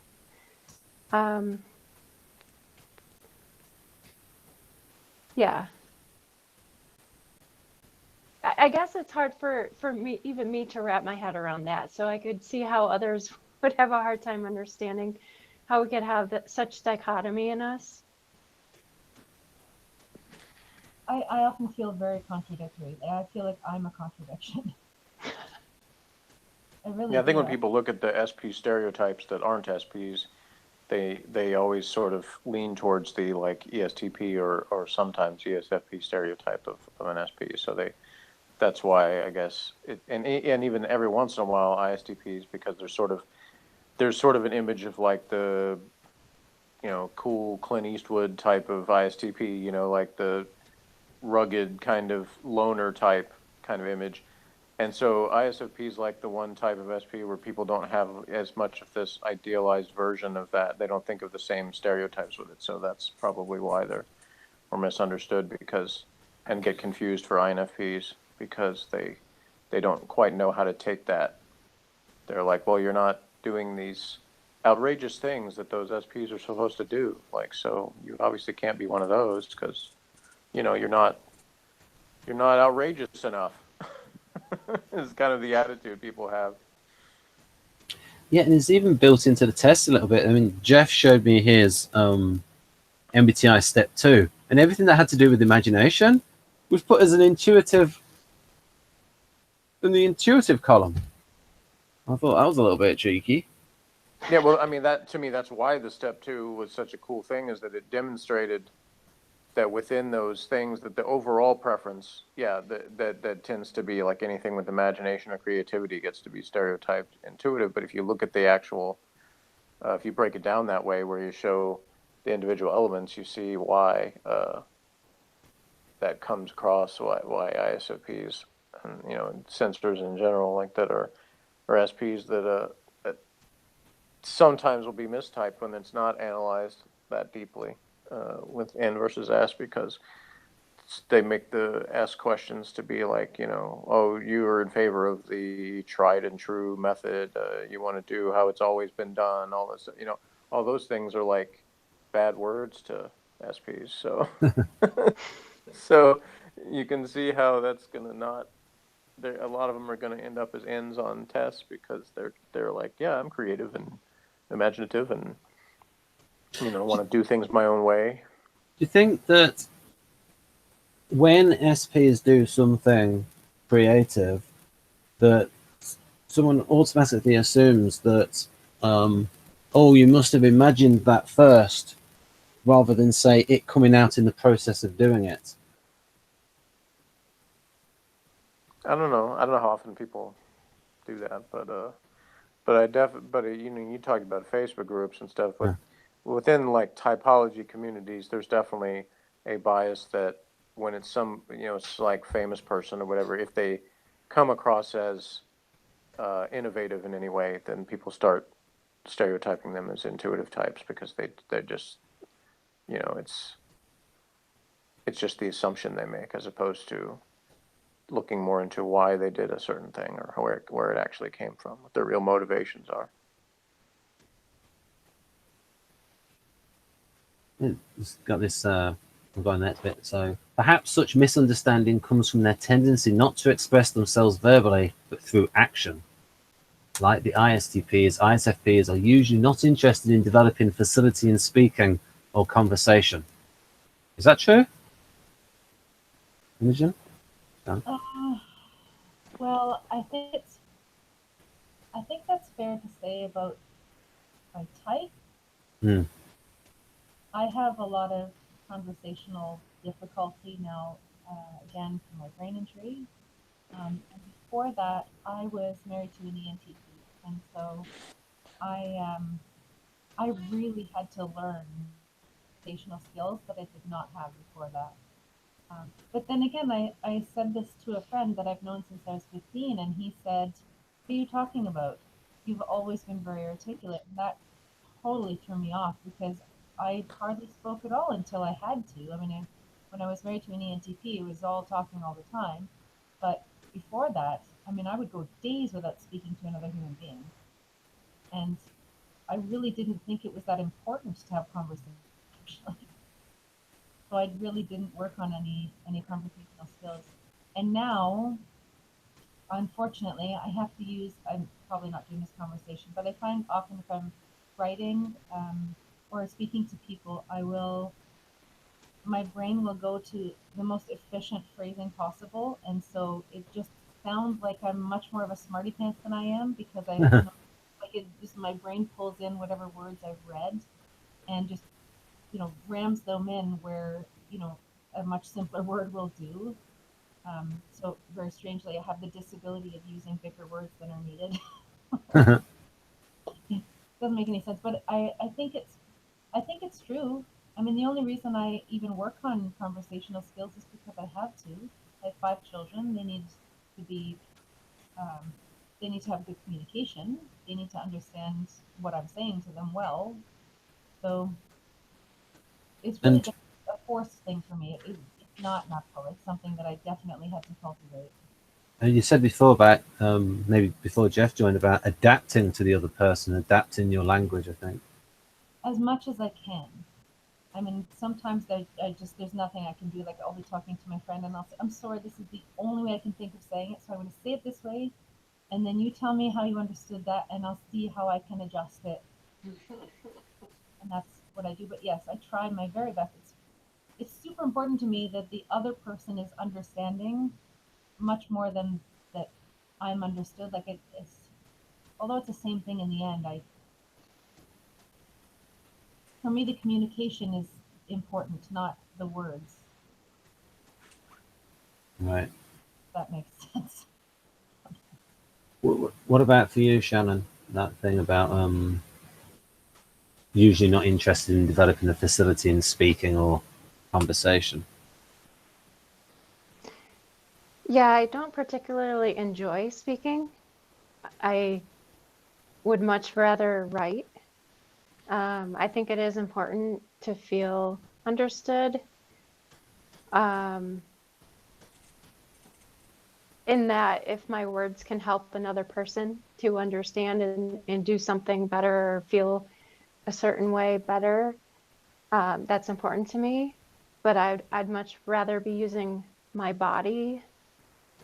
I would almost imagine, like, I could imagine a world where if we could communicate by nonverbal cues, or even like if I knew sign language and everyone else knew sign language, how much more fun it would be to have a face-to-face conversation with somebody.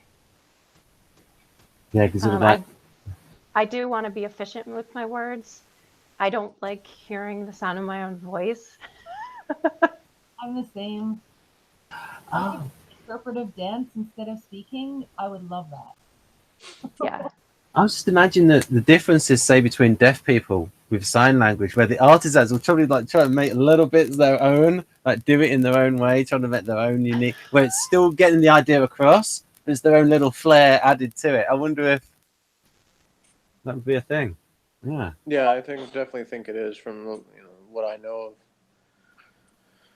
of that. There's definitely flair put into sign language by some people.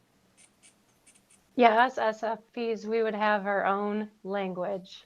Oh, I found out something recently. This is an amazing thing. So there were these children in Nicaragua, and there were these deaf children, and they didn't have any communication. They didn't know any sign language at all. They created their own language to communicate with each other. I just thought that was amazing. I love that. Aw. And it was completely unique language that other people didn't understand.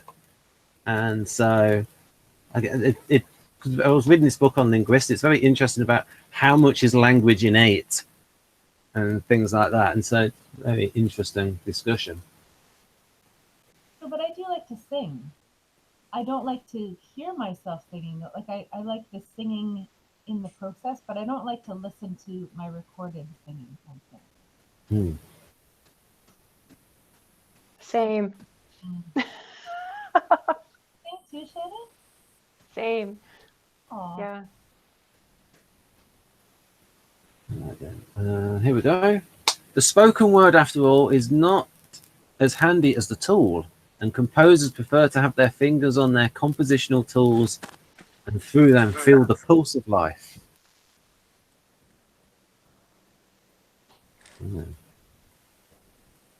I saw Imogen nodding. Do you agree with that, Shan?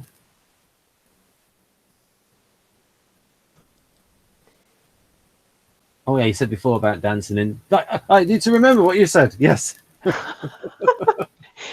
Sorry, I was just having I actually sometimes, if I can't read the words, I lose track of like. Oh, if you click on my box, it will stay on the on that screen. Yeah, I don't have the best tools for this. I'm live on my phone. I'm watching on an iPad, and sometimes the iPad goes blurry. I would. So I'm like in a sensory blur at certain points in time, and I'm like, oh, where'd it go? I'm so. I should have been reading from the start then. Yeah. So that's generally what we've talked about before. The pulse on life. Getting to the artisan temperament. That pulse must be felt by touch in the muscles, in the eyes, in the ears. This insistence on the senses being so closely attuned to concrete reality can, in some ISFPs, occasion a breach with language, such that they can give up rather easily in their attempts to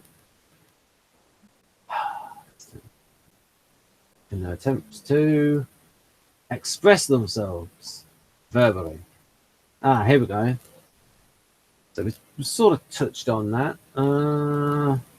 That sounds like exactly what I'm talking about. If I don't have the tools, or if the tools aren't working for me, I get lost. That I want to have the tools, and that keeps me in the pulse of this conversation. Right. I'll sort of put this in the category of FE things that are in the background. So control. The idea of control FE is that you're aware of all the FE things, but it's sort of ignored or put in the background because it runs counter to the FI things. So in other words, you're aware of both sides of feeling and all different aspects of it, and more than two sides. That makes sense. So this reluctance in speech is not so much a lack of ability as disinterest. If composers find a medium of expression, some art form, then they will express their character quite eloquently via that medium. If not, it simply doesn't come out, and no one knows them, their reticence leaving their character all but invisible. Again, in those rare cases where remarkable skill is achieved, such as in the virtuoso, ISFPs can become celebrities, but their nature is still far from visible. Reticence, that's the word I was looking for earlier when I was talking about. Jeff, do you think this was like with because you talked about that Bob Dylan, yes, like the way he would talk in interviews, where it was like he was a bit reticent to talk, wasn't he? And they asked him about his thought process and things like that. Yeah, he always got people attached a bunch of like meaning to stuff in his words, and he kept telling people that a lot of times he wrote songs because he just thought the words sounded good together, and people didn't believe him. It was like they wanted to attribute a bunch more stuff, layers of stuff onto it that wasn't really there. And he kind of had an attitude, well, if people want to think of it that way, they can, but you don't need to keep asking me about it when I'm not the one saying that. Yep.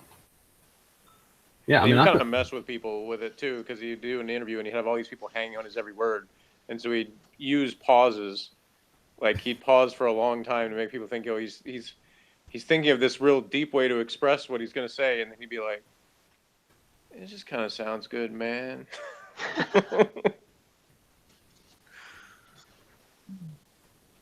Yep. I don't really feel comfortable with that, actually, for myself. It's really fine with me however somebody might interpret something that I've made or done. It doesn't bother me if they interpret it however they're going to. But for me, I won't just put things together because they sound good or look good. For me, they will have a meaning. I mean, I won't just choose even a color because it looks good. It has a meaning for me. Is usually the meaning personal to you? Yeah. Right. Always. Because maybe if you say INFP, it might be a meaning for others to like get this symbol and like outside ideas, things like that. Yeah. It would be more like I want other people to take this as instructive in some way. But it's not that at all. Maybe they'll get it, maybe they won't, and that's not really relevant to me. But I definitely don't just put things together because they look nice. Right. All right then, let's just push this up a bit. So maybe that's what makes ISFPs somewhat difficult to understand for others, because there's no force involved in that. It's a very passive offering. You know, like I've put something together that's maybe full of symbolism and meaning, but it's not aggressive in any way, and so it doesn't. For me, it's completely fine if people are just say, "Oh, that's nice, that looks good," or and then just leave it superficially that way, and maybe nobody will ever understand the underlying meaning of it, and that's okay with me too. But it's possible that somebody will, and so, but I'm not even making it for them anyway, so it doesn't it doesn't really matter in the end. But I think it would be, for me, it would feel disingenuous to just put something together Yeah. with no meaning just because of its superficial appearance. Or, yeah, that doesn't work for me at all. Right then. Here we go. I got a big one here.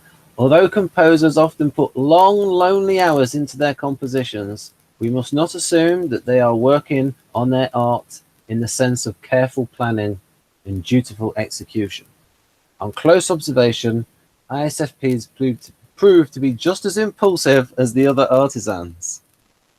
Indeed, they covet their impulses and see them as the center of their lives. Is that true? Do you covet your impulses and see them as the center of your life? I'm absolutely 100% impulsive. How about you, Shannon? Yeah, I'm impulsive more than I am planned.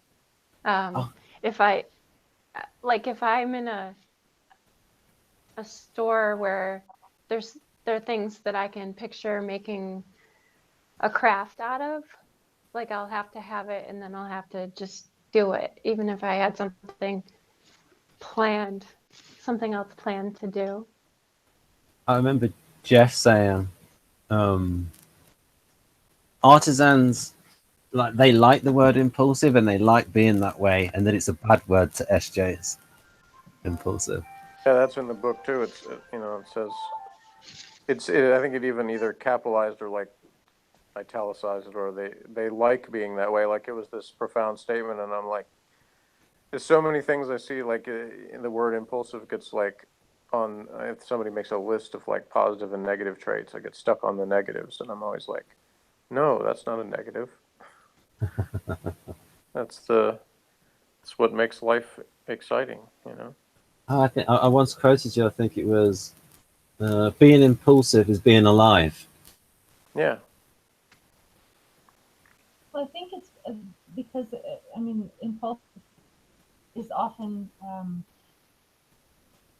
thought to mean, you know, without consideration, that it's just like chaotic action. And it's not chaotic at all for me. My impulses they still fit within my my holistic, you know, way of life. I'm not going to impulsively, you know, buy a Camaro. Like that's just, that's, you know, like that's not, that doesn't fit for me at all. But if it's within my parameters, I definitely, like I call it go energy, because I'll have the impulse to do something, and then I know I have a period of time during which the energy for doing that comes with that. And so if I don't start that thing, then it'll go away and it's gone. And that's why I really do heed my impulses, because uh, they come with, and I have to really economize my energy all the time. So for me, my physical and mental energy are really precious. And so in the moment that I have an impulse to do something, it comes with the energy to do it, and I do it. Even if it's really oddly timed, it doesn't matter. You know, like yesterday I said, okay, let's go empty that closet. And so I just get up from what we're doing and I go upstairs and we empty the closet. And it's because at that moment it came to me to do it, and I had the energy all at the same time, and I went and did it. Right. Whereas well, let's clean up the closet tomorrow. Who knows if I'll clean up the closet tomorrow? I don't know. Acting. Go on, Jeff. I'm just gonna say I'm about to go, but I just wanted to say that if I had the money, I would impulsively buy a Camaro. So yeah, Thanks for inviting me, and I'll talk to you tomorrow, Ben. Okay, thank you, Jeff. Bye-bye. Bye. Thanks, Jeff. So I think one of the things in terms of functions, especially I like the way Dario defines extroverted sensing as immersing yourself in the present context. And you can say that NE is like switching to other contexts and finding connections between contexts. Now, I would think, though, with extroverted sensing being immersed in the present context, any impulse that you have will usually fit that context and then enables you from the outside. It's like, whoa, they're thinking really quick on their feet. How can they act that quickly? They're acting faster than thought. Yeah. And that's because it's the impulse relevant to the moment. That's right. It is relevant. That's a very good point. I don't Yeah. do wild, chaotic things that don't fit my life. I mean, that never happens. I shouldn't say never. It's just very rare. Generally, it has to be motivated from the outside in some way. But then you did have that thing where it was like, I'm going to do the closet. I'm going to clean the closet. So sometimes it does happen. Yes, but I mean, that's also part of a much bigger plan. Like my home is big, and I have a lot of reasons why that closet needed to be cleared out. Whereas with NPs, yeah, go on. No, sorry, I thought you wanted to continue. I was just thinking with NPs, especially ENFPs, it's like they can just get an impulse to do something. It's not relevant to the situation at all. Yeah. Yeah, and then the question, why are you doing that? What's happening right now? And then, or just having, being told what seems like a bunch of different things, like Shannon was saying, told a whole bunch of things, and then saying, okay, so how does that relate to that? Like, in what way do these things work together? And then they'll say back, well, they don't relate. Those are different things. And then for me, it's like, okay. Just that thing we go back right at the beginning, prosody, and then getting things together. So it's like maybe in a song you would have, if the words are sad, have the music fit it. Don't like have a song where it's belting it all the way through and then you have like a sad build up. It's not, doesn't fit. Have it fit the lyrics. So I've heard a lot of songs where it's like, that is a badly produced song and they've murdered. Because I know someone, it's like she wrote this really good song and the music that was fit to it and like they processed her voice and I thought they have ruined her song through bad production. Oh well. Well, I shouldn't say ruined her. She's not watching. This is less good than what it could have been. I love this further on. I can see on the screen, it says they climb the mountain because it is there. Mm. I totally get that. Oh, I have a joke. I have a joke about this. So I once wrote some stand-up a few years ago, and there's a joke about, and it was from a woman's point of view. If you ask a man why they climb a mountain, they'll say in a big grand voice, because it's there. And it says, well, the ironing is there. Try and tackle that mountain.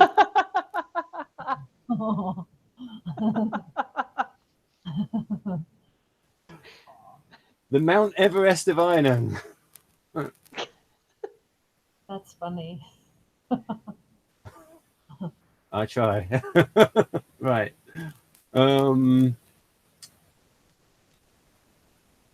Indeed, they covet their impulses, isn't it? They do not wait to act or to consider their moves, for to wait is to see their impulse wither and die. Rather, they live intensely in the here and now, and as gracefully as possible, with little or no planning or preparation.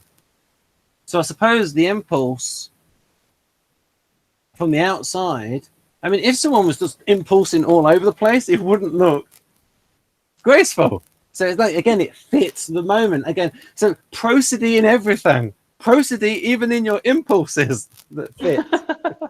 Yeah.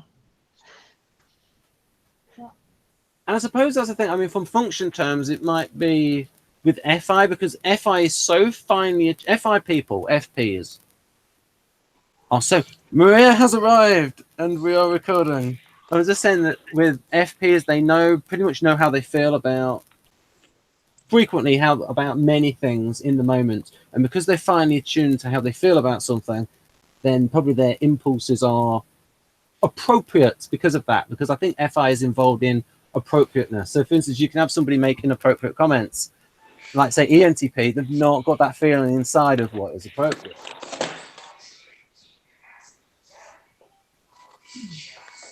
Hi, Maria. Your microphone is on at the moment. She's got it off. So yeah. So Maria is welcome at any point to switch her mic on and say something. That's the special Maria exemption that I sort of carved out for her because she always says something good. And as gracefully as possible, little or no plan nor preparation. Submergence in their artistry is not preparation for something later, and neither is it artful play. That's it. I wonder what they mean by that. Submergence in their artistry. Does that mean being absorbed into it? Submerge themselves into it. I think it sounds like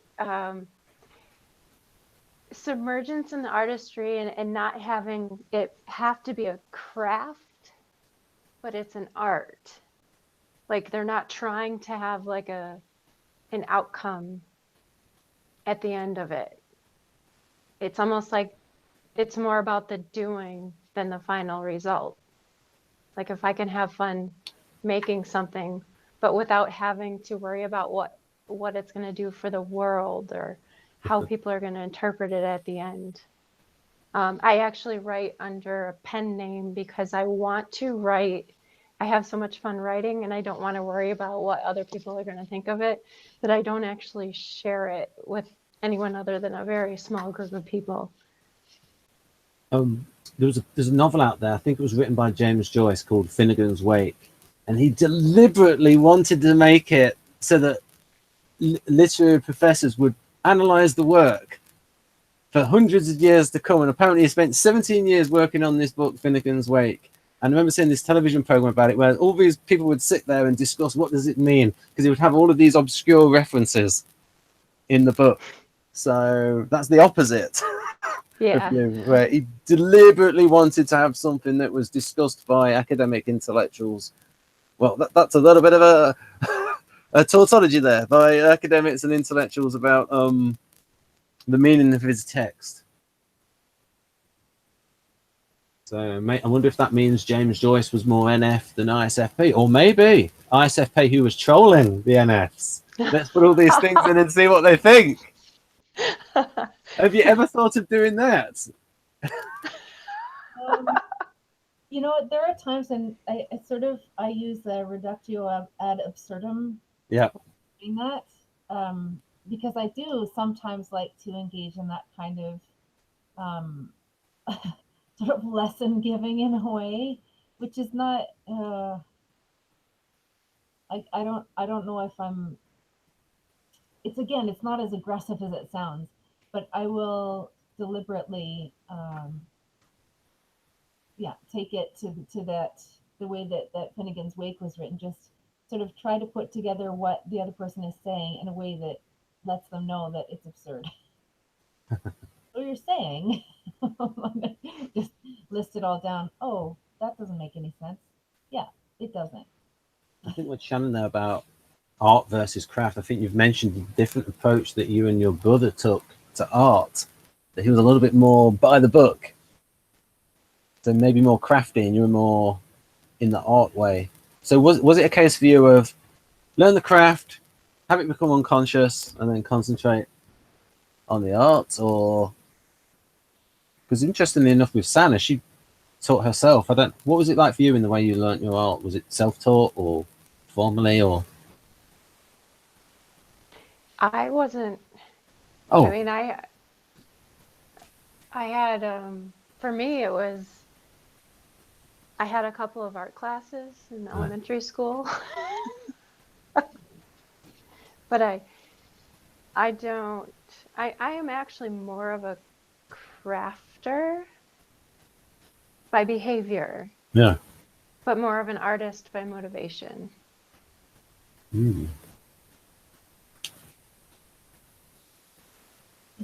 So, and my brother, I don't know if I've talked about my brother, but my brother, he was an excavator, so he's a landscaper. And if I look at it, like the difference between my brother and I, my mom was also a landscaper. I think they were more focused on the end result. What is this going to look like? And I'm more like, I'm going to have fun doing it. I don't care if I mess it up.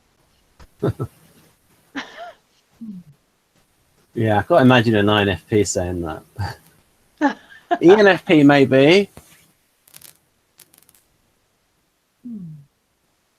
Yeah, I'm relearning so much right now still that I mean I lost everything that I had learned. I did go to art college. I did scientific and technical illustration, and so did my brother. And he is ISTJ, and we had a completely different approach to learning the skills, but it is very much like that for him. Like, he knows what the outcome will be, and he's working toward that. And for me, I have a sort of foggy idea when I start something. Like if I'm doing, but I like Shannon. I think I'm more naturally a crafter, but with an artistic temperament toward it. So I do more crafty things, like I do beading, and I'm gonna be doing batik or pisanki on these eggs, and um, a lot of the things that I make are practical. They're for use. But when I start, like if I'm doing a pattern for my beading, I just have in my mind this idea that this is going to be I don't know, a flower or something, and then I just start putting the dots on, and just for making the pattern to figure out um, how it's going to be in the end. It's almost like I'm interacting with the materials more than that I'm ruling them in a way. Like I see what they're going to do, and there's like a bit of a tension between both. Like I, I don't know. Before my injury, I did paintings with ink and gouache, and the ink I would use a syringe, a dental syringe, and I would draw very quickly. I'd just be squeezing the ink out, and there'd be these blots that would come out, and then I would use a stick, and I would pull out from that ink to accentuate the shapes that I was making with it. And so that was very much like it's like dancing, where the materials and the equipment are my partner, and so it's not like I'm not really exerting my will. I'm seeing what the two of us can do together. Ah. And I used to blow glass, which is definitely like that. I mean, you can exert your will as much as you want, but you really have to yield to glass because it's built. Wow. That is a mindset that's quite different from, and that's like physically an example of being accommodating and being sort of informing. Whereas like for ESTP, I actively shape the future and take command of it and interact with it in a willful way, I suppose. Yeah, I'm not like that at all when I'm creating. Yeah, like even with music, it's the same thing. When I'm playing my instruments, it's the same. Sort of they have an equal say in how this is gonna go. Yeah, I mean that is an example. I was because the interaction style is accommodating, sort of behind the scenes for ISFP. That's interesting, and of course you go in, as you both said there, artistic mindset, but crafter in implementation. Again, that's more probably like that sensory versus abstract preference, where you're going towards practicalities, and maybe also a little bit of suggestive extroverted thinking there, producing something useful. Yes, like I need this. Uh-oh, like I need some more dishcloths, so I'm gonna have to get knitting this week. Yeah, and will each dishcloth be different? No, they'll match my kitchen. Ah, no, I just wonder. There's a prosody thing, because I was thinking that they might improvise and they'll be all slightly different, but then no, I want it to fit. So I've got to remember that the prosody, yeah. Even my dishcloths aren't chaotic. But it's funny because you would think that that's more like ESFJ, like wanting to have everything just so, and it's not really about that. It really is just because it needs to fit with everything else. It doesn't have to be a certain way, but it does. Yeah, I mean, functionally, it might be FI with SI in terms of how you feel about things, and then subjective sensor.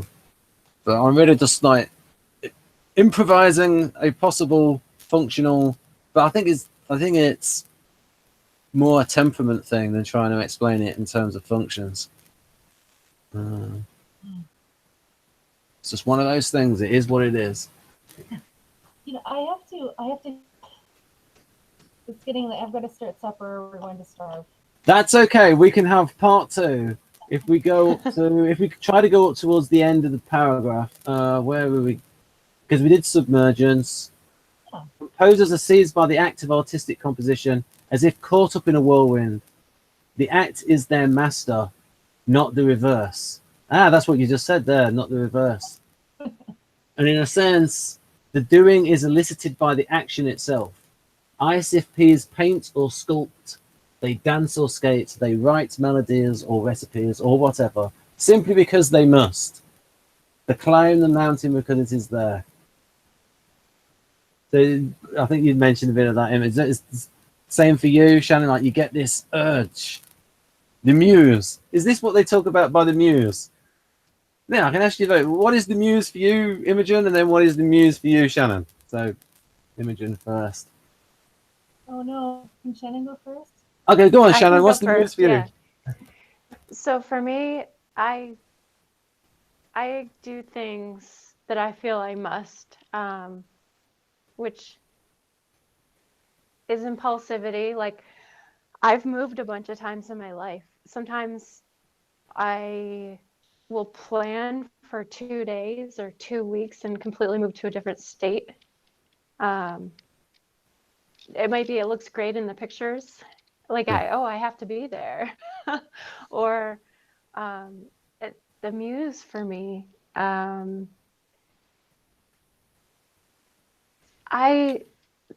I live right now, I live on a lake, and it's very quiet, it's beautiful, it's peaceful. And once I got here, I started writing and started really finding myself. So I think that being in my element is sort of my muse in a way. If it's a person, then I haven't found that specific person yet. What do you think, Imogen? Your turn. I really relate to that too. That I'm a homebody and I really love the outdoors. And so I find just being at home is my favorite place. I just love being at home. I'm always if I'm away from to get home, and I love it. If people come to my home, that's good too, because this is just like my sanctuary, like my sacred space. And that's really all it takes for me, is for me to see a need in my home, or sometimes it's sort of like my environment is speaking to me, like it needs to have this kind of expression in it, or this kind of energy in it, and then I just it just seems to come all together at the same time, and so I'll just do that or make that thing. I don't know, like sometimes I'll just say, hey, we need some music on. We'll put music on and just start dancing because that's what needs to happen right now. And I don't really know. I'm kind of also a little bit confused about the idea of a muse, because it seems like life just asks for things and then I just do my best to deliver. Yeah. Well, one of the reasons I asked you about it is that we're quite a little bit confused on that term, the muse. It's when the muse takes people. So what I'm going to do is I'm going to stop recording now, folks, and then Maria and Imogen can have a bit of a chat before Imogen has to go. So I'm going to stop now. So it's bye from me and bye from these two. Again, ISFPs, they don't want to talk. Right. But my body language is goodbye. So. I'm not